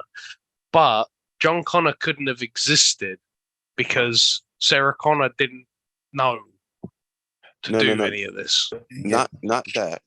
Oh, sorry, Ben, you was going to I come was in. going to say, don't forget the imperative part that John Connor wouldn't exist unless Kyle Reese went back in time. Yeah, but John Connor would have had to exist before.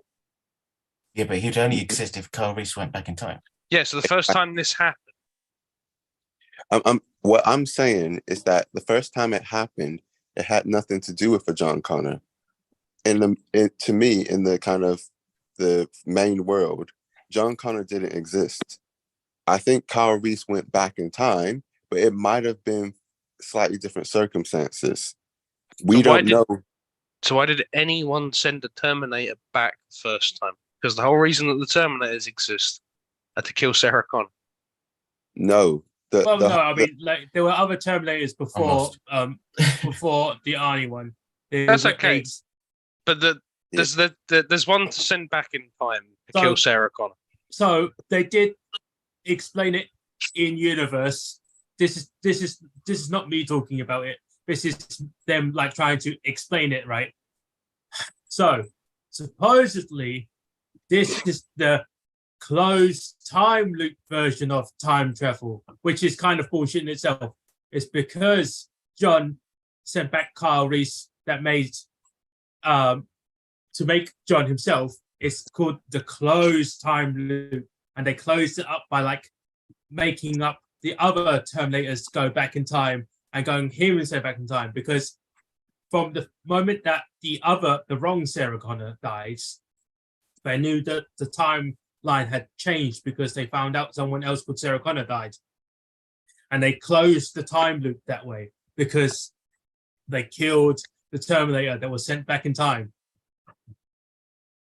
It's not a good explanation. That's their explanation, right?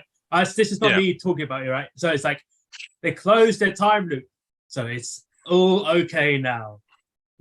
That's a time loop. Yeah, well, where does it? But I'm just saying. It starts from somewhere where Sarah Connor had no reason to teach John Connor. John Connor never got the military training, so he didn't rise to prominence. So the Terminators didn't know to send a Terminator back to kill his mum. This all starts because someone went, "I need to kill his mum." But why would you need to kill his mum if he didn't have any military prominence? Sorry, can I just come in? What I'm trying to say, Alec, obviously there's many different versions. What I'm trying to say is that imagine the film. No. So imagine the Terminator film where I can't remember, either John Connor was dead or didn't exist or whatever kind of thing. There might have been a different situation, a different kind of resistance that was forming that warranted time travel. And Kyle Reese, just like now, was a person who volunteered because he felt like something needed to be done. It might not be a Terminator sent back to Sarah Connor. It could have been. It could be two ways. It could be that he incidentally meets Sarah Connor after the Terminator's dead and they have a kid, but he still ends up killed. Or it could be a different version where John Connor does exist, but his father isn't Kyle Reese.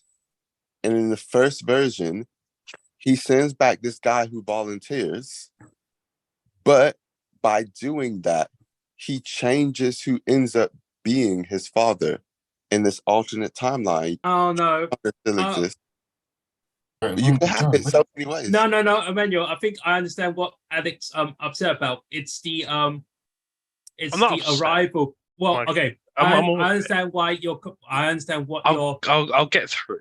I understand what you're trying to make the point of. Like, you have a timeline, and the timeline repeats itself in like essentially. But you're saying, where did the new information to start that timeline repeat itself? It's kind of the thing that happened with the Arrival, because like the Arrival happened in like, it was very circular and the story made sense, but like, where did that new information get put into the old information for it to be the new information? It's I think yeah, exactly.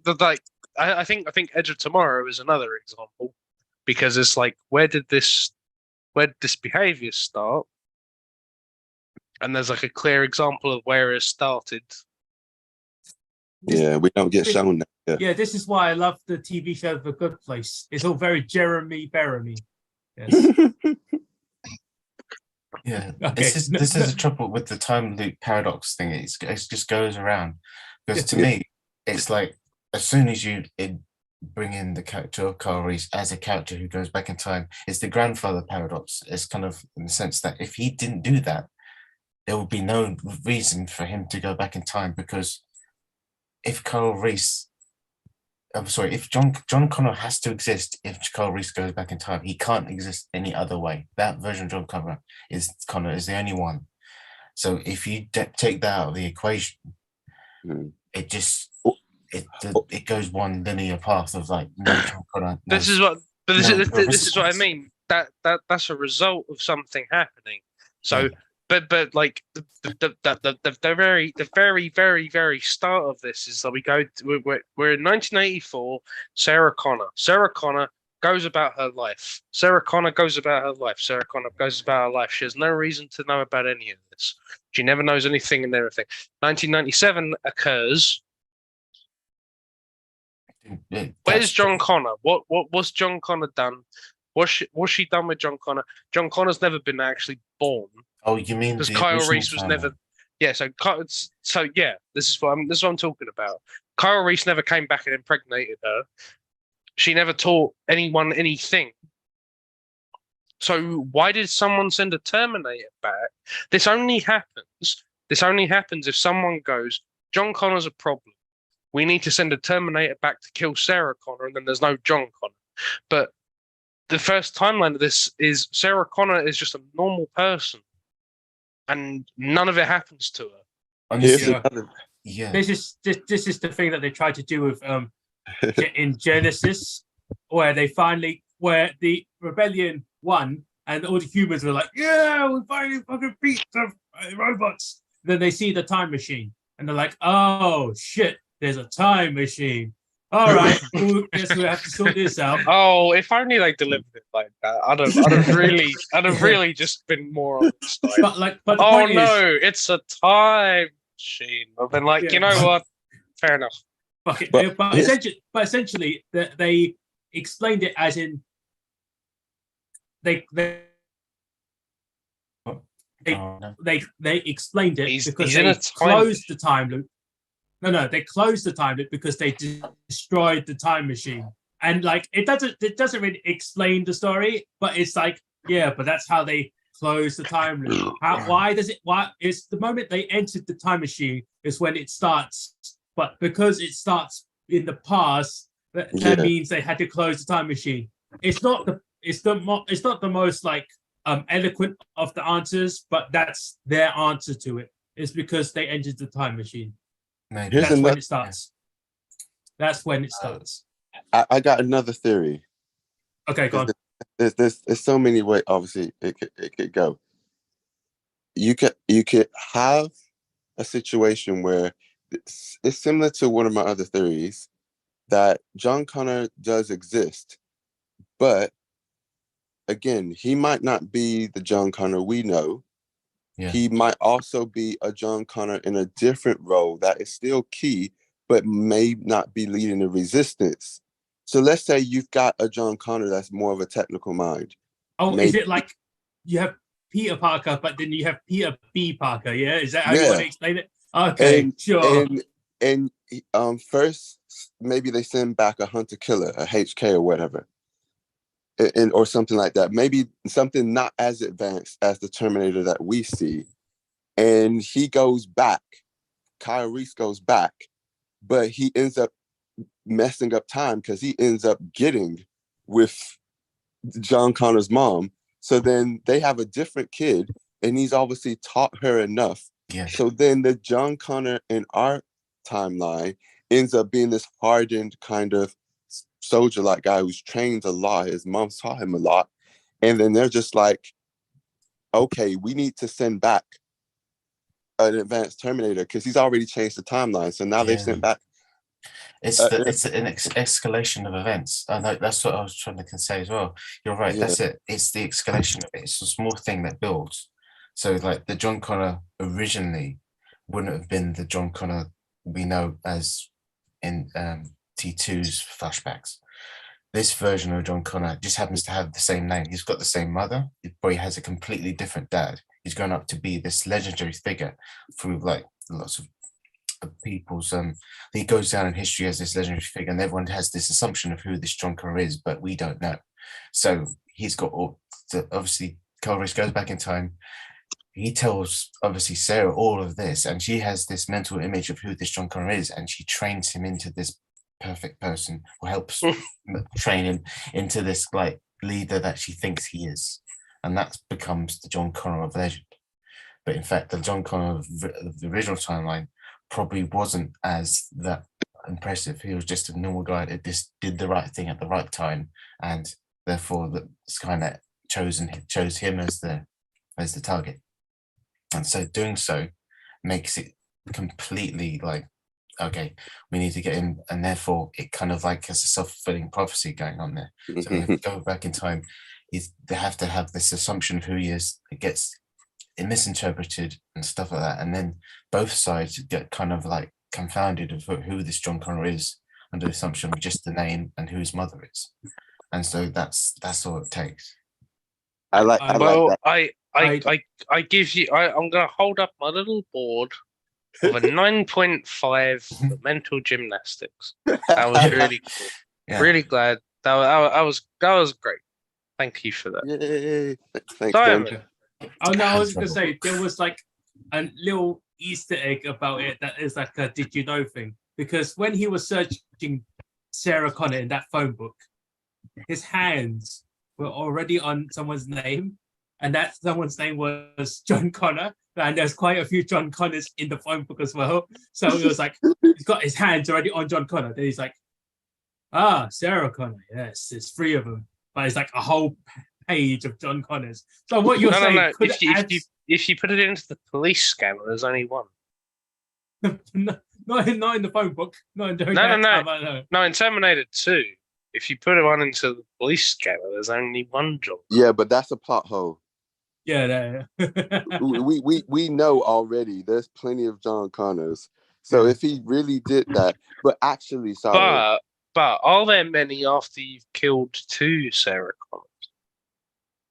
Not that. I just realized it again. It is artistic license, but even though there's tons of John Connors, how many of them have a criminal record in the state of wherever state they're in? Los Angeles, I think it was. Yeah, Los Angeles. There might be at least 2. Okay. Jay Connor, I'm sure you could come up with many. Why take the risk? Why wait for criminals? Just kill all the John Connors. I mean, he probably would have done that, but they probably didn't want to do that again. Just if there's 11 John Connors, just kill all of them. Well, why not? Well, I mean, because it took him time to kill the Sarah Connors, that's when the Resistance sent back another person. So he might have been like, oh no, just kill the first one and get it right the first time. Then we won't have to worry about the Resistance sending up another person. But they didn't know they sent... It's more excusable in the first one because you know how old he is. So you'd only want to kill Sarah Connors, of which there are only 3. But I guess this is a new timeline and everything, because if you killed 2 Sarah Connors already, there probably aren't as many John Connors. But also, there might be John Connors that aren't related to those Sarah Connors. So you might want to actually go for kill all the John Connors, because I know someone John Connor, and he lives in Medway. He ain't a big deal, but he might be. You don't know. I don't know. He might be. Yeah, I don't think they're related in that way. God, if he was, mate, if he was the John Connor they're talking about, what a fucking guy! Because he's the only person I know who's held up like a 5-person affair. Like he was telling me about. What? Oh, this is the thing. It was crazy. He had a girlfriend, and then he started a new job, and then he was in this new job, and he started kind of getting with his manager, but then he also started getting with her man, but then he also started getting with like the director, and then it was like an intricate web. But basically, he was getting with like 5 people at one time, one of whom was his girlfriend. And I was like, Jesus Christ, how do you do this? And he went, I have no idea. It's just happening. I don't know how to stop it. And I was like, you're fucking seeing like 5 women at the same time. How do you, like, I'm not even angry. How do you do it? If you're wondering, he has a schedule. He's the guy. He's the guy who's gonna fucking kill the Terminators. Like he can organize stuff between 5 women at once. The power in this man cannot be contained. Clearly. Yeah. The second Terminator is much smarter. I would say in I a better way. tell John Connor. Obviously, he's more advanced. He's only in. But he actually thought obviously he was lucky that there was a police officer there, but he stayed as the police officer because he's just like, yeah, this police officer is trusted many of places, won't be questioned, can chase down criminals, shoot weapons. He can walk up to other police officers and go, "Nice bike," and then implied kill them and take their bike. And that's not a problem. And people would just think it was a criminal that was being chased because they know this guy who looks like the guy from back in the 80s. I said 80s. Sorry, it was when was it? Was it 80s? Yeah, First one 80s. was 80s, second one was 90s. Yeah, in the 80s was killing a whole bunch of Sarahs. Like they're probably gonna think it was him. And that this other really good policeman is just chasing him, you know? He's just doing doing his job. I really fucking hate the T-1000. He's so rubbish. He acts his role well. He stops. He stops right at the end to go. He had a sense that And I'm like, just fucking stab him. Stop that. Why? Why are you doing that? Fucking stab.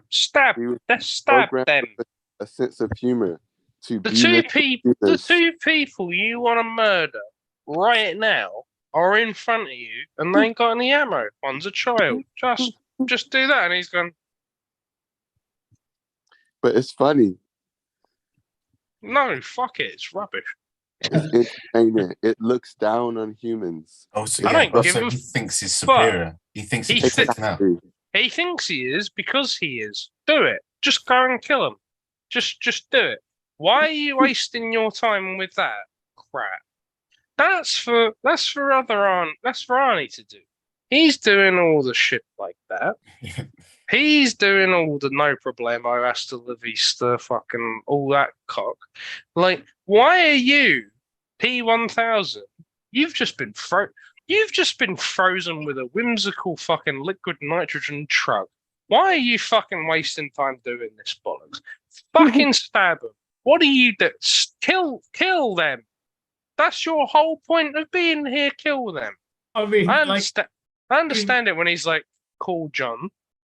And I'm like, okay, he wants to get rid of John as well. Best way to do that is to get Sarah to do it. Because if you get Sarah to do it, then yeah, John will know. He still takes the shape of Sarah and tries to do it himself. But he knows that's like a plan, like an expiry date, because if Sarah sees him doing it, Sarah's just gonna fucking kill him. So he's doing it out of desperation. But it's sort of like, you know, I understand that. That's fine. When he's getting fucking killed and he's like right on the edge of the smelting thing, why are you wasting time? Why are you fucking wasting your time doing that shit?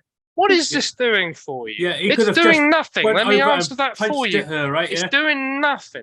Make your hands into swords. Fucking kill him. Why? Maybe he was trying to. Maybe his robotics are a bit jumbled up, and he was trying to make a chainsaw. Maybe your robotics are fucked up. Oh, man. Yeah, I forgot about that scene. Actually, you just reminded me. I was like, oh yeah, I forgot about that completely. Yeah, that was Fucking a waste of the. Bollocks.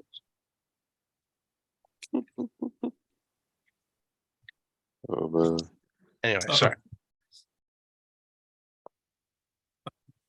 Sorry, Rob, Pat. Yeah. Ben.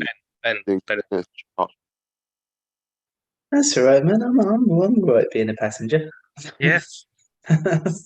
Passenger. You know what? So anyway, or Deftones passenger. Excellent. Sorry, let me. I wanted to talk more about like before we do favorite scenes and whatnot. Just a lot of the kind of cool little callbacks, like in Terminator 2 to Terminator 1, and just a lot of the kind of cool things throughout the films. Like since they have such a kind of integral relationship, what would be some of your kind of favorite moments where they kind of reference themselves in the film? You know what? It's not a referential moment, but it is a moment where I think you can see the progress between the two. Sorry. And so the two moments are in the first one where you see like the fake eye and stuff, and it's like that's very clearly plasticine. It's like it's very rough. And then in the second one, it's the first time that you see like the metal transition. And it's like, because the first time I saw that blew me away, man. Because I was like, wow, this was made like 30 years ago and it looks so clean. Yeah. And yeah, like I say, you can really see the difference in like, I suppose, budget really. That's a good point. Between I the think it's the two. thing and with that. I think it's the thing with the first one, you can see it, but it doesn't necessarily look. You can tell clearly. You can tell it, but it doesn't ruin the story or the film at all. I remember seeing it and going, of course he looks like shit. He's a robot, and he's changing. He's changing him. Yeah, he's in the middle of replacing parts of himself. Like, yeah, of course he looks like shit. Yeah. Where he's got that.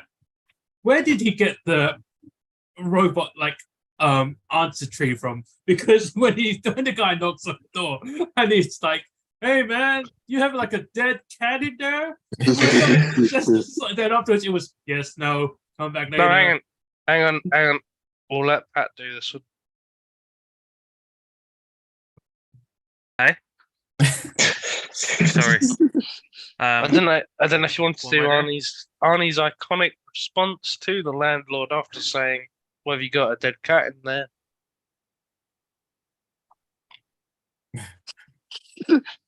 That was a funny moment though.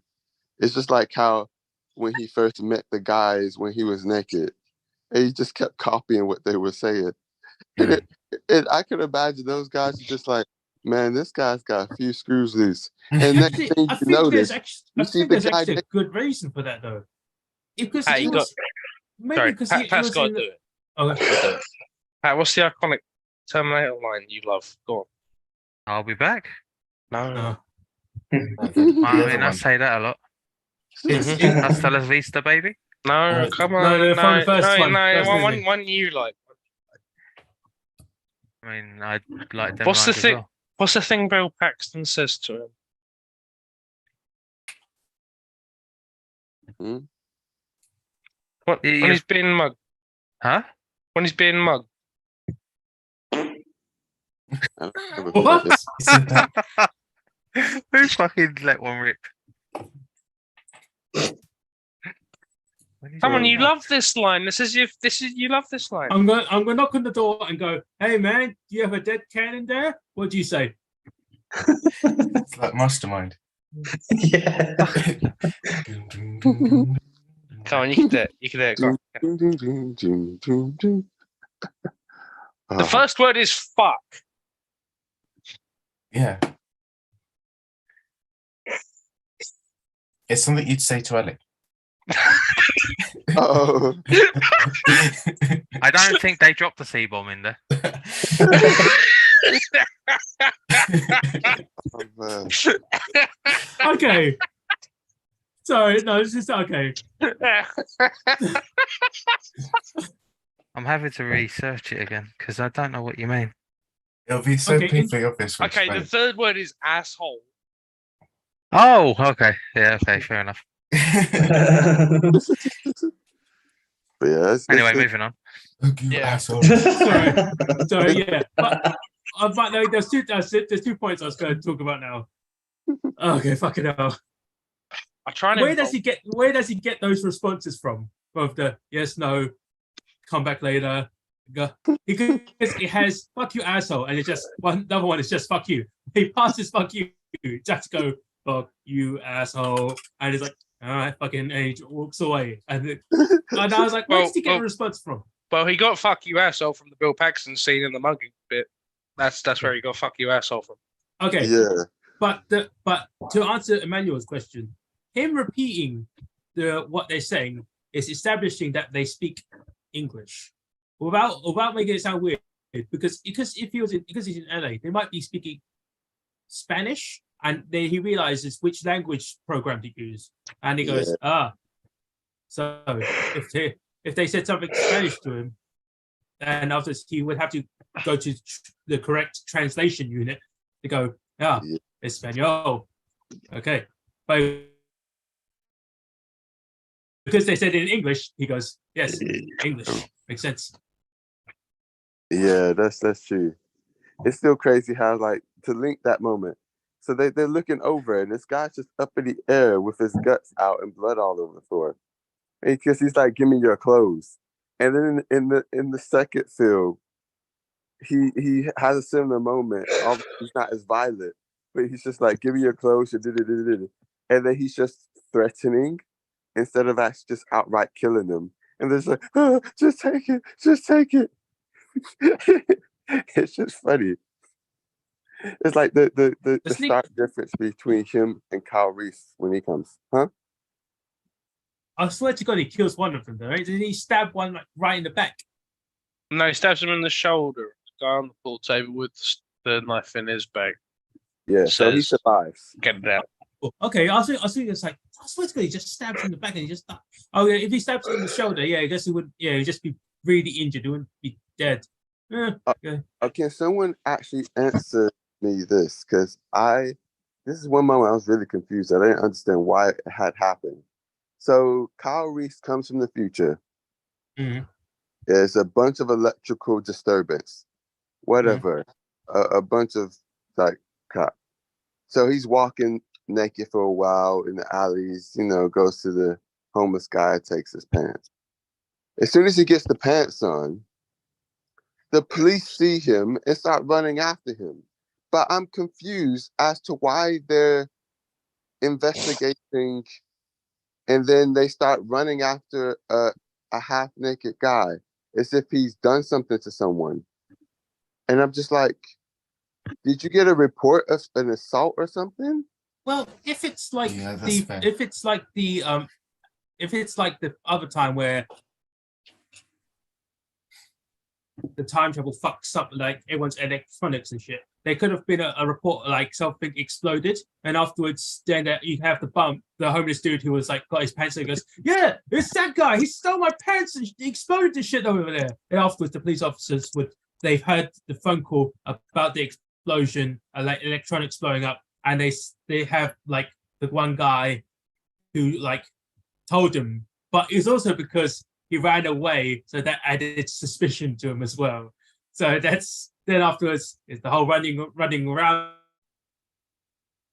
scene, running into the supermarket, or that supermarket scene, then that very nice night advert placement when he sees the shoes and goes, all right, yeah. And afterwards he's getting changed in that little photo booth, and the first put that down, Nike. Yeah, Nike. What a fun little product placement that is. It's just like, if you come from the future and you're trying to get away from the authorities, choose Nike. Because you won't make a sound when you're going up a fucking escalator. They'll fit even if it isn't the right size. It's right enough, and it'll. Yeah. Just hold it up next to your foot. It'll be fine. It'll be perfect. The first pair you pick up, they'll be great. Yeah, I feel like he had, even though he just appeared in the film, I feel like he had some strong plot armor to get through all of that. I was just like, wait, okay, you're running. Fair enough. Wait, you've now tackled and assaulted the police officer taking his gun. At least if you got away before you did that, they could have just been like, what did we charge him with? I don't know. What did he do? I don't know. He just ran. He stole some guy's pants. Yeah. Like, oh, whatever. We don't got time for this. But he assaults the guy and takes his gun. I'm just like, I know you're desperate. I know you got things to do. Is this the way to do it? But I guess it worked out in the end. Yeah, I know what you mean. It's kind of like if you compare him to Arnie, he's very like straightforward and like he goes from A to B very like I'm doing this in my own pace. I'm not running. I'm not making a scene. I'm just going here. And if I need to kill someone, I will. And he goes to the gun shop, and the guy from the Gremlins is selling him all the guns. Yeah. And it's like, and then he just blows him away after he's got all the thing he needed. But he didn't like just rush in and just grab it, which would cause more of an escalation and more problems, wouldn't he? I did enjoy that character though, when he's like, when Arnie goes, "Oh, I want a plasma rifle, 44 watt," and he's just like, "Only what you see on the wall, pal." And it's like, I like that. That's good. Like, these don't exist yet. Yes, No, what the fuck is that? He's like, I don't want to say what the fuck is that. I want to pretend and go, "Hey, only what you see on the wall, pal." Actually, I need to keep authority here. that's like, even though I don't think this is on purpose, it kind of makes me think of this, which kind of makes sense in a weird kind of way. He acts as if he's used to hearing that kind of nonsense, just nonsense in general. Like he's just like he hears this and he's just like, look, just what you see in the wall. Like he's used to hearing like crazy talk. Now, America, Crazy talk. in America is known. Many places in America are known, especially back then, for selling to people who don't seem quite right. So it's not too unrealistic for him to be like, whatever, look, just what's on the wall, okay? And then it's just like, this guy's maybe not about right, but he could make me some money. So I'm gonna sell him some guns. And I'm just like, this is America. Well, all they do is like, "Hey This is man, you want some America." handguns? It'll be a couple of weeks. Rifles, though, fuck it." And so, "Oh yeah, don't take that. Yeah, the rifles are completely fine. Don't worry about them. They're all good. The much less powerful handguns, though, need a 15-week fucking waiting thing." Like, It's probably because of the like obviously legislations. It's probably changed now a bit, but obviously you have well, to get thank more. goodness. You have to get things more cleared for concealable weapons. Whereas rifles, right, yeah. Yeah, rifles, it'd you be bad if you could just pick up an unconcealable weapon and just fucking do what you want with it. could- You don't need, yeah. There's no need to license any of those. That's fine. I mean, it was the 80s. Just the concealable ones. It's still not good enough now, but we won't talk about that. Yeah, this Fuck guns! no, not that way though. Hey, no, that way. No, this the guy, other way. he loves a hole. Yeah, let's Yeah. Here's a plot hole. let's not talk about that. Or a barrel hole. Anyways, where we got Carl was stealing the shotgun, right, from the police car. Where the hell did he steal the hacksaw to cut the fucking like handle down? That was like, He got it from the fucking sports shop. You get From Mike's. hacksaws at the sports shop. For fuck's sake. Why you got hacksaw ask at the so many sports shop. questions? You sure it wasn't like a Home Depot or something? He could have gone and got a hacksaw. This is not a problem. He could have got his little future credit card now. But you don't need to be concerned of the how. You just need to see that he's made it somehow and he's doing it. He could have beat someone up in an alley, taken their money, bought a hacksaw, and there you go. Also, the fact that he was able to do that without any kind of clamp or any kind of like keeping it still. He doesn't need a clamp. He's Kyle Reese. He's just holding it and doing this. Like, how long would that actually have taken? Like, forget about the fact that he somehow got this hacksaw. How is he actually keeping it still enough with nothing but his hands and going like this? Emmanuel. We're not all American. We've not all sawn off a shotgun before. Okay, like yeah, sawn off a metal pipe. We don't know. We don't know. We Going down don't the know. screw fix and just saw your own wood planks. We don't know them in the same way you don't know how to make a cup of tea. We don't know the minutiae of saw in a shop. How do you know he Okay. doesn't know how to make a cup of tea? Because he's American, he doesn't know. What? Hey. They Ask don't. Ben. They don't know. They don't. Ben has seen me make mini teas. No. No, I you've mean, made Can you be made done. herbal. You might have made herbal teas. You might have made chamomile teas. You've not made an actual cup of tea. I You mean, mean my English family's only made- Irish. You've and only. I don't know how to make a cup of tea. Yeah. See, I believe that. You don't know how to make a cup of tea, Emmanuel, because you're Uh, American. Okay, you probably put it in a microwave or something. Just accept it. Anyways, so Anyway, can we do The fla- favourite scenes? Because I've got to go. Favorite teas. Okay. yeah, Sorry. I heard favorite teas as well. Christ, okay, I'm doing this. My bad. So, Let's go. are we still on Terminator 1 or are we doing like Terminator 2? We're doing both. Do Let's Okay, are gotta we? go. Yeah, we can just Sorry. do both. Just do both. With his slapdash. Fuck it. Let's go. Oh, go on. Do So- one for each. So I'm sure. if with Terminator 1, my sort of favourite scene is sort of makes it look more dated than it probably is on the surface, is when the Terminator goes around little phone booths looking in a phone book to look for an address and a phone number, which in the modern day would be illegal with the GDPR stuff. So so that scene I found quite amusing, just to see how far the world has come.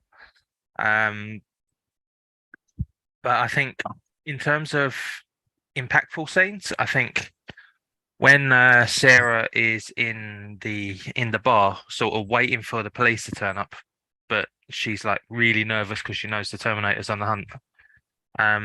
That whole sequence, like I thought was fantastic. Like she obviously meets Kyle Reese there as well. I think that sort of set the tone for the second half of the film.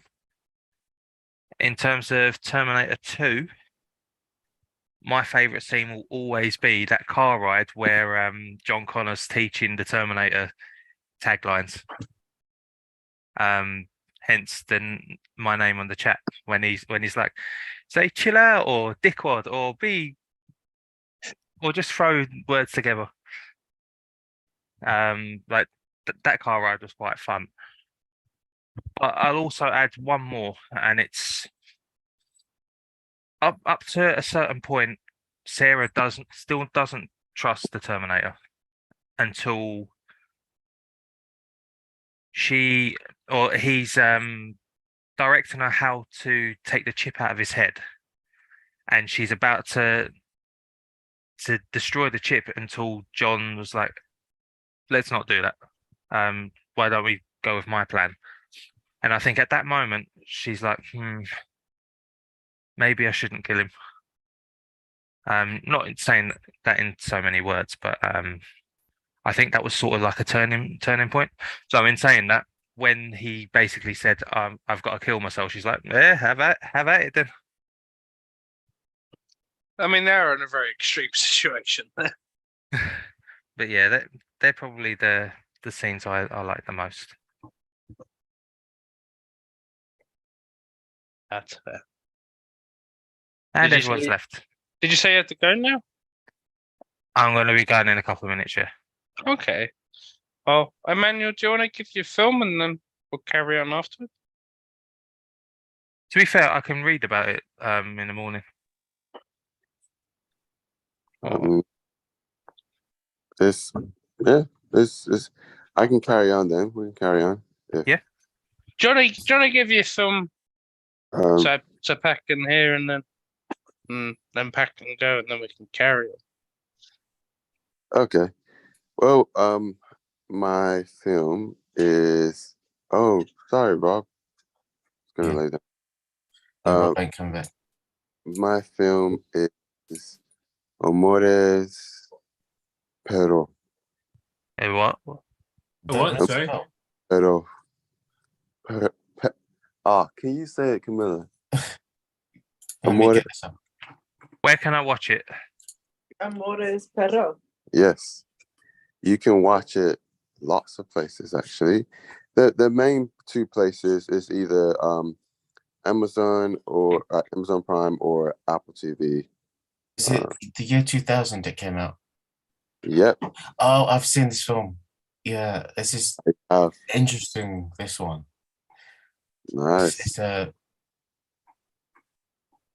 I don't know if anyone else would have seen it apart from me, actually. Never even heard of it. Like AMORES AMORESPERROS. 2000. Yes. Yeah. Okay. So But it's 34. You can also rent it on Chili. You can rent it so many places. Even the Sky Store. It's on. You can rent it from YouTube. Rakuten. Even the Sky Store. Oh, it's by Alexander Inarutu. Yeah. Oh, This okay. will be decent then. It would be. I think it's his first movie. It's his first like Spanish language movie. I think that. I think it is, yes. Yes, it is his debut. I think. oh, right. Yeah. Debut. I haven't watched the film really. I remember it being grim. I warn you guys. It's a dark subject matter. Well, the last time there was that warning, I ended up enjoying it. You might enjoy. It's very Tarantino-ish in terms of how that- they do the stories interconnecting. Oh, okay. Then that's not that as bad. Then yeah. But yeah, it's grim. All right, I'm gonna shoot. Work in the morning. Yeah. Good luck, Pat. Sleep All right. well. I'll see you later. Bye. Goodbye. See you next week. Bye. Okay. I'll try and do my favorite scenes. Yeah, so we got one for Terminator 1 and Terminator 2. I'm probably just gonna have to go through all the ones I like the most, to be honest. Sorry. That's okay. Terminator 2. I think I really, from when I first saw it. When I was a young warthog. Yep. When I was a young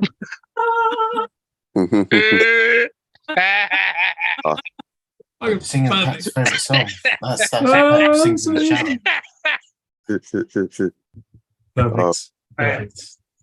But yeah, when I was a young warthog, thing that really stuck in my head was when he sticks his thumb up at the end of Terminator 2. And I'm just like, and I think it kind of hit me a bit because there was that moment when Sarah was just like, you know what? He's missed the father figure, like a father figure he can truly look up to and respect all his life. Here's someone who could actually protect him and live and protect him his whole life. I would really like him to at least have him. You know what? They're going to be okay. Whatever happens to me, I know he's in safe hands. And then she kind of resolutes herself to drive off to kill this guy to kind of stop Skynet from being founded. And I like that moment. Just her kind of thinking like, I really want, obviously she really wants the best for him in this messed up world. And she's just like, at least he's going to have him, not knowing that obviously he can't stay around once the other Terminator's dead. Unfortunately. Also, the whole kind of scene of where he's like, you have to do what I say, and kind of finding out different things. I think that's kind of like cute and funny. Just like, and there's moments throughout it where he proves that yes, he has to listen. He listens to what he says, but it's to a point. If his mission is higher, if there's something in the mission that he thinks is higher priority, he's just gonna be like, "Nah, just wait," and he'll do what he wants to do, which I find kind of cool. He still has his own agency. It's just that he puts his word in high regard while also thinking about the situation. And in the first one, I think you've got the kind of classic "I'll be back" scene where he just drives into the door. It's just like, what the crap? I think like the first time I watched it, I was not expecting that. I don't think many people were expecting that. It's like, bless you, man. Maybe he's going back to get a second gun or something. No, he's come to drive a car through the door. Was that really necessary? I don't think so, but it looked fun. And I think I think that's what sort of separates. Sorry, these are obviously intrinsic to Pat's enjoyment of things. So I feel the need to bring up Fast and Furious. no, it has nothing to do with this. No, I mean I think what gets me is sort of like when you talk about the Terminator and the actions he takes, you can kind of see the logic behind it, and you go, "That was a huge explosion." And you're like, "He needs to get in through the door." I don't know. Yeah, I mean, he But got you're like, fair both enough. the doors. Yeah, and then he's like, I got to destroy everything. And it's like, oh, he needs to fucking explode everything. And it's like, go for it, man. Like, you need to do it. Whatever. I think it's when it's like needless explosions for fucking no reason. And Oh, Michael Bay. you're yeah, it's Michael Bay. It's fucking explosions for no reason. You're killing people. You're exploding buildings. You're creating. You're like releasing asbestos. Yeah, you're just causing wanton destruction for absolutely fuck all reason. I'm like, why? And then you see stuff with Terminator 2, and you're like, oh, that's why he did that. Oh, that's why he did that. Oh, that's why he did that. The reason he did that was really cool. What's going on with the Terminator? Oh, the Terminator has been commanded not to kill, and that's a really interesting little dynamic. We're gonna deal with a character who's a machine who has been instructed to not kill, and it's like this is how that character traverses this. When he's got about. He's just like, what are you doing? Yeah. Yeah, exactly that. He's got 30 enemies coming in. What's he doing? He's disabling all of them. He's fucking up their cars. He's getting them to piss off over there. He's exploding shit. He's got his minigun. He's not killed a soul. I'm just like, that is so fucking cool. Yeah. Like, it's kind of cooler by the fact that he's not aiming to kill anybody. And it's like, that's so neat. I really, really like that. That kind of gives this scene a bit more dimension where I'm like, oh, I give a fuck about what he's doing. That's really the more you do, they just kill people and that's fine. The more I go, whatever, I guess it doesn't matter. But with this, it's like I value human life. Yeah. And besides the other scene, the what the hell scene, which it always cracks me up in the memes. One thing I just remembered, like one thing I kept thinking throughout the whole films, or like both films, or kept making me think of, I kept imagining Arnie as just hench Ben throughout the whole film. Ben putting on this Arnold Schwarzenegger accent. Hench like, Ben Story. The gym. I'm like, Ben could do this. He just has to get hench. And he like just slap up people. As the Ben, ladies done, baby. Oh shit! Yeah, nice. Ben, get hench. I need to conquer the world. Oh, that would be so great.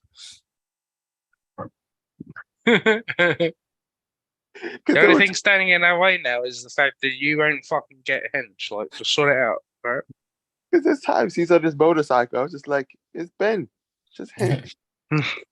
I love that. I love that whole But then you scene. can drive a motorcycle, what?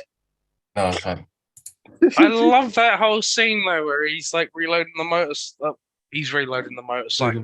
Where he's reloading the fucking shotgun, and he's just flipping it around. Oh god, I fucking love that whole scene. Like it's one of those ones that just like it's one of those ones where I go, do I like this so much because it appeals to my monkey brain? And I go, yes. And I go, do I like this because it makes sense? And I watch the whole thing and I go, yes. Hmm. And it's like, you can have both. You can absolutely have both. You can have John Connor and he's going and he is going down a little path. And he's going down the little set from Greece. And then he knows there's a little thing he can do. He knows there's a little path you can go down. There's a bunch of fucking old cars. There's a bunch of low bridges. There's a bunch of so many obstacles he can do to get this guy off his scent. And there's a bloke in a truck coming after him, and he's like, "I'm gonna go down, no problem." And he goes down there, and it's like, does that make sense? Yes, it fucking does. Absolutely, that makes sense. No wonder. Who's in the truck? A Terminator. Terminator does not understand what is there. He does not understand that vehicles cannot go places. No problem. That makes sense. The bloke is in the Terminator's in a big fucking truck and he is chasing the guy who has an understanding of the terrain. No problem. He is slowed down by the terrain. There is a second Terminator. He is on a bike. He is coming after him. He's got more understanding of the terrain. That's fine. No biggie. He is picking it up and he's on a bike, which is much more maneuverable. But and I'm like, I'm understanding what's happening, and my monkey brain is like satisfied. But I'm like, does it make sense? And I go, yes. Is that one of it, the favorite things? It does. It's one of it's probably one of my two favorite scenes in the whole film because I'm like, oh, it's an action scene. Does it make sense? Yes. Yes, it does. The truck is trying to bump the motorbike that John Connor is on. And I'm like, why does it just overrun it? And I'm like, it probably can't. The truck is too slow.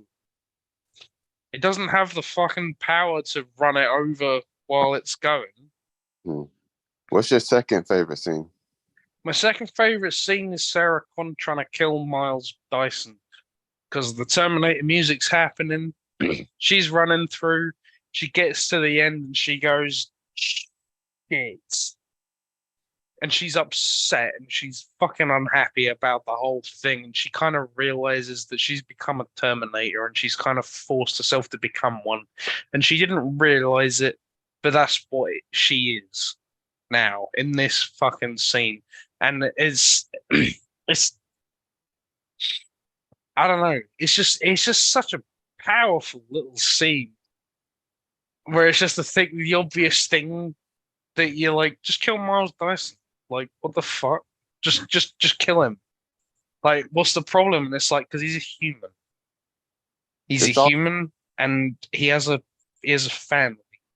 It's also And- not so efficient, but it's also not the most efficient. Because It's also not the most. if you leave him alive, then you can use him to actually destroy everything, which actually should have stopped Sky being formed. So, That's the thing. If you're thinking like a Terminator, you're just thinking, just kill him. And that's the mindset she's in. yeah. And it's like, I just love that whole thing because I'm like, I guess Sarah does. I guess Sarah does kill him. I guess Sarah's about to kill him in this. Like, why would she not? And it's like because she kind of realizes in that moment she values human life, and she's not a Terminator. And it's like, shit, man. That's all just so big. That's such a big feeling there. That's why she's trying to get him to shut up. That's why when he says, just leave the boy. She's like, shut the fuck up. And she's like, she wants to kill him, but she can't. She can't because he's a person. and that's what stops her. That as soon as he said that, she's like, fuck, I can't do this. And it's like, that's so good. That's so good. Like, even for your own survival, that's what being human is. It would be in your interest for your survival to kill this person, and she doesn't. She doesn't because he's another person, and she just stops, and it's like, oh fucking hell, that's so good. That's so good. Oh yeah, sorry, I'm falling asleep. It's not your fault. No, it's okay. I get that. Ben, what's your favorite scenes? I'll quickly do it with it now. In the first film, I think the lead up to when honestly, I think it's probably when you first see Arnie in Arnie's endoskeleton. You obviously stripped down after the fire of the crash, and then you finally see the T-800 as he is supposed to be for the first time properly. And you just see that. That's when the effects in that film like stand so well. I think anything that's in between, like you get the half of Arnie's face in the mirror, that looks dated as fuck, and it looks like it's from the 80s. But that part is just so well done because you can tell all the budget went into making the T-800 move like the jaunty stop motion style. It just kind of went. It looked like how it would move in real life, and they made sure it looked creepy and iconic, and everything about that was just like that made that film like such a cult classic for everyone that ever saw it, I think. As for T2, probably echoing what both you and Alex said, the scene where what's the guy who made Skynet? What is his name? Miles Dyson. When they go to his house, and obviously Sarah Connor comes so close to killing him. It's just the whole sequence leading up to that, and in the house itself, when Sarah's just like cowering in the corner, and she's just like literally almost on the verge of tears, not knowing what to do. And John confronts her, and when they just like Arnie reveals who he is, and he pulls his flesh off his hand, and all that dawning comprehension comes to light. I think that was such an effective moment for every character in that room.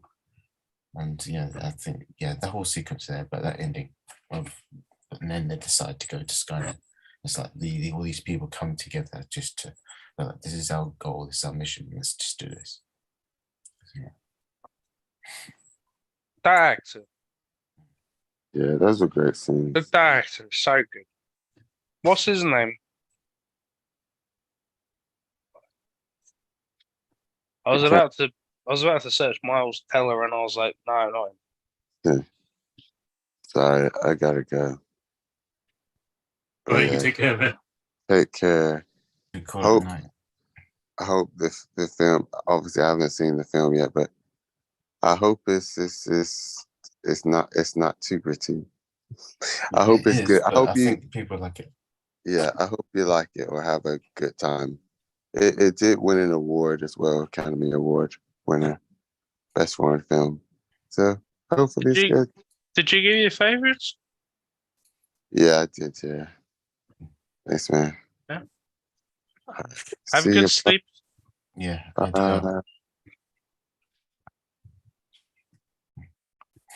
Anyway, Joe Morton was a fucking excellent actor. Just looked him up. I know what he's from, but I didn't know his name, and I felt the need to look him up. His name is Joe Morton. He's a fucking excellent actor. Yes, indeed.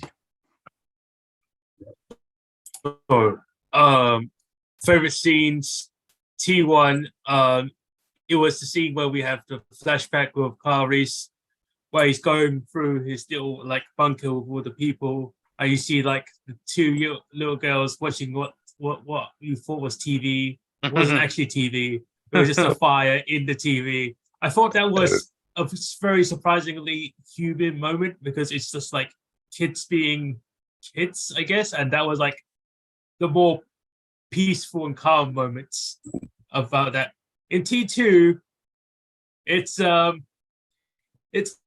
obviously the cutting off the skin of his arm and seeing the actual like robotic skeleton, because that's still now looks fucking amazing, even like with the remaster. It's so good to see. But there was. Are you saying it looks better than cutting your? No, hang on, no, sorry. Getting a knife, cutting a fly in half. Yes, you said that already. Oh yeah, but like there was also okay. I just want to keep bringing it up. There was a scene, like an alternate ending scene in this movie, and I saw it the first time like a few years back, and it annoyed me because it's like I would rather have definitely all of the other Terminator movies than that alternate ending scene, because in the alternate ending scene, you know when Sarah keeps having that weird dream about the people getting nuked and they all become like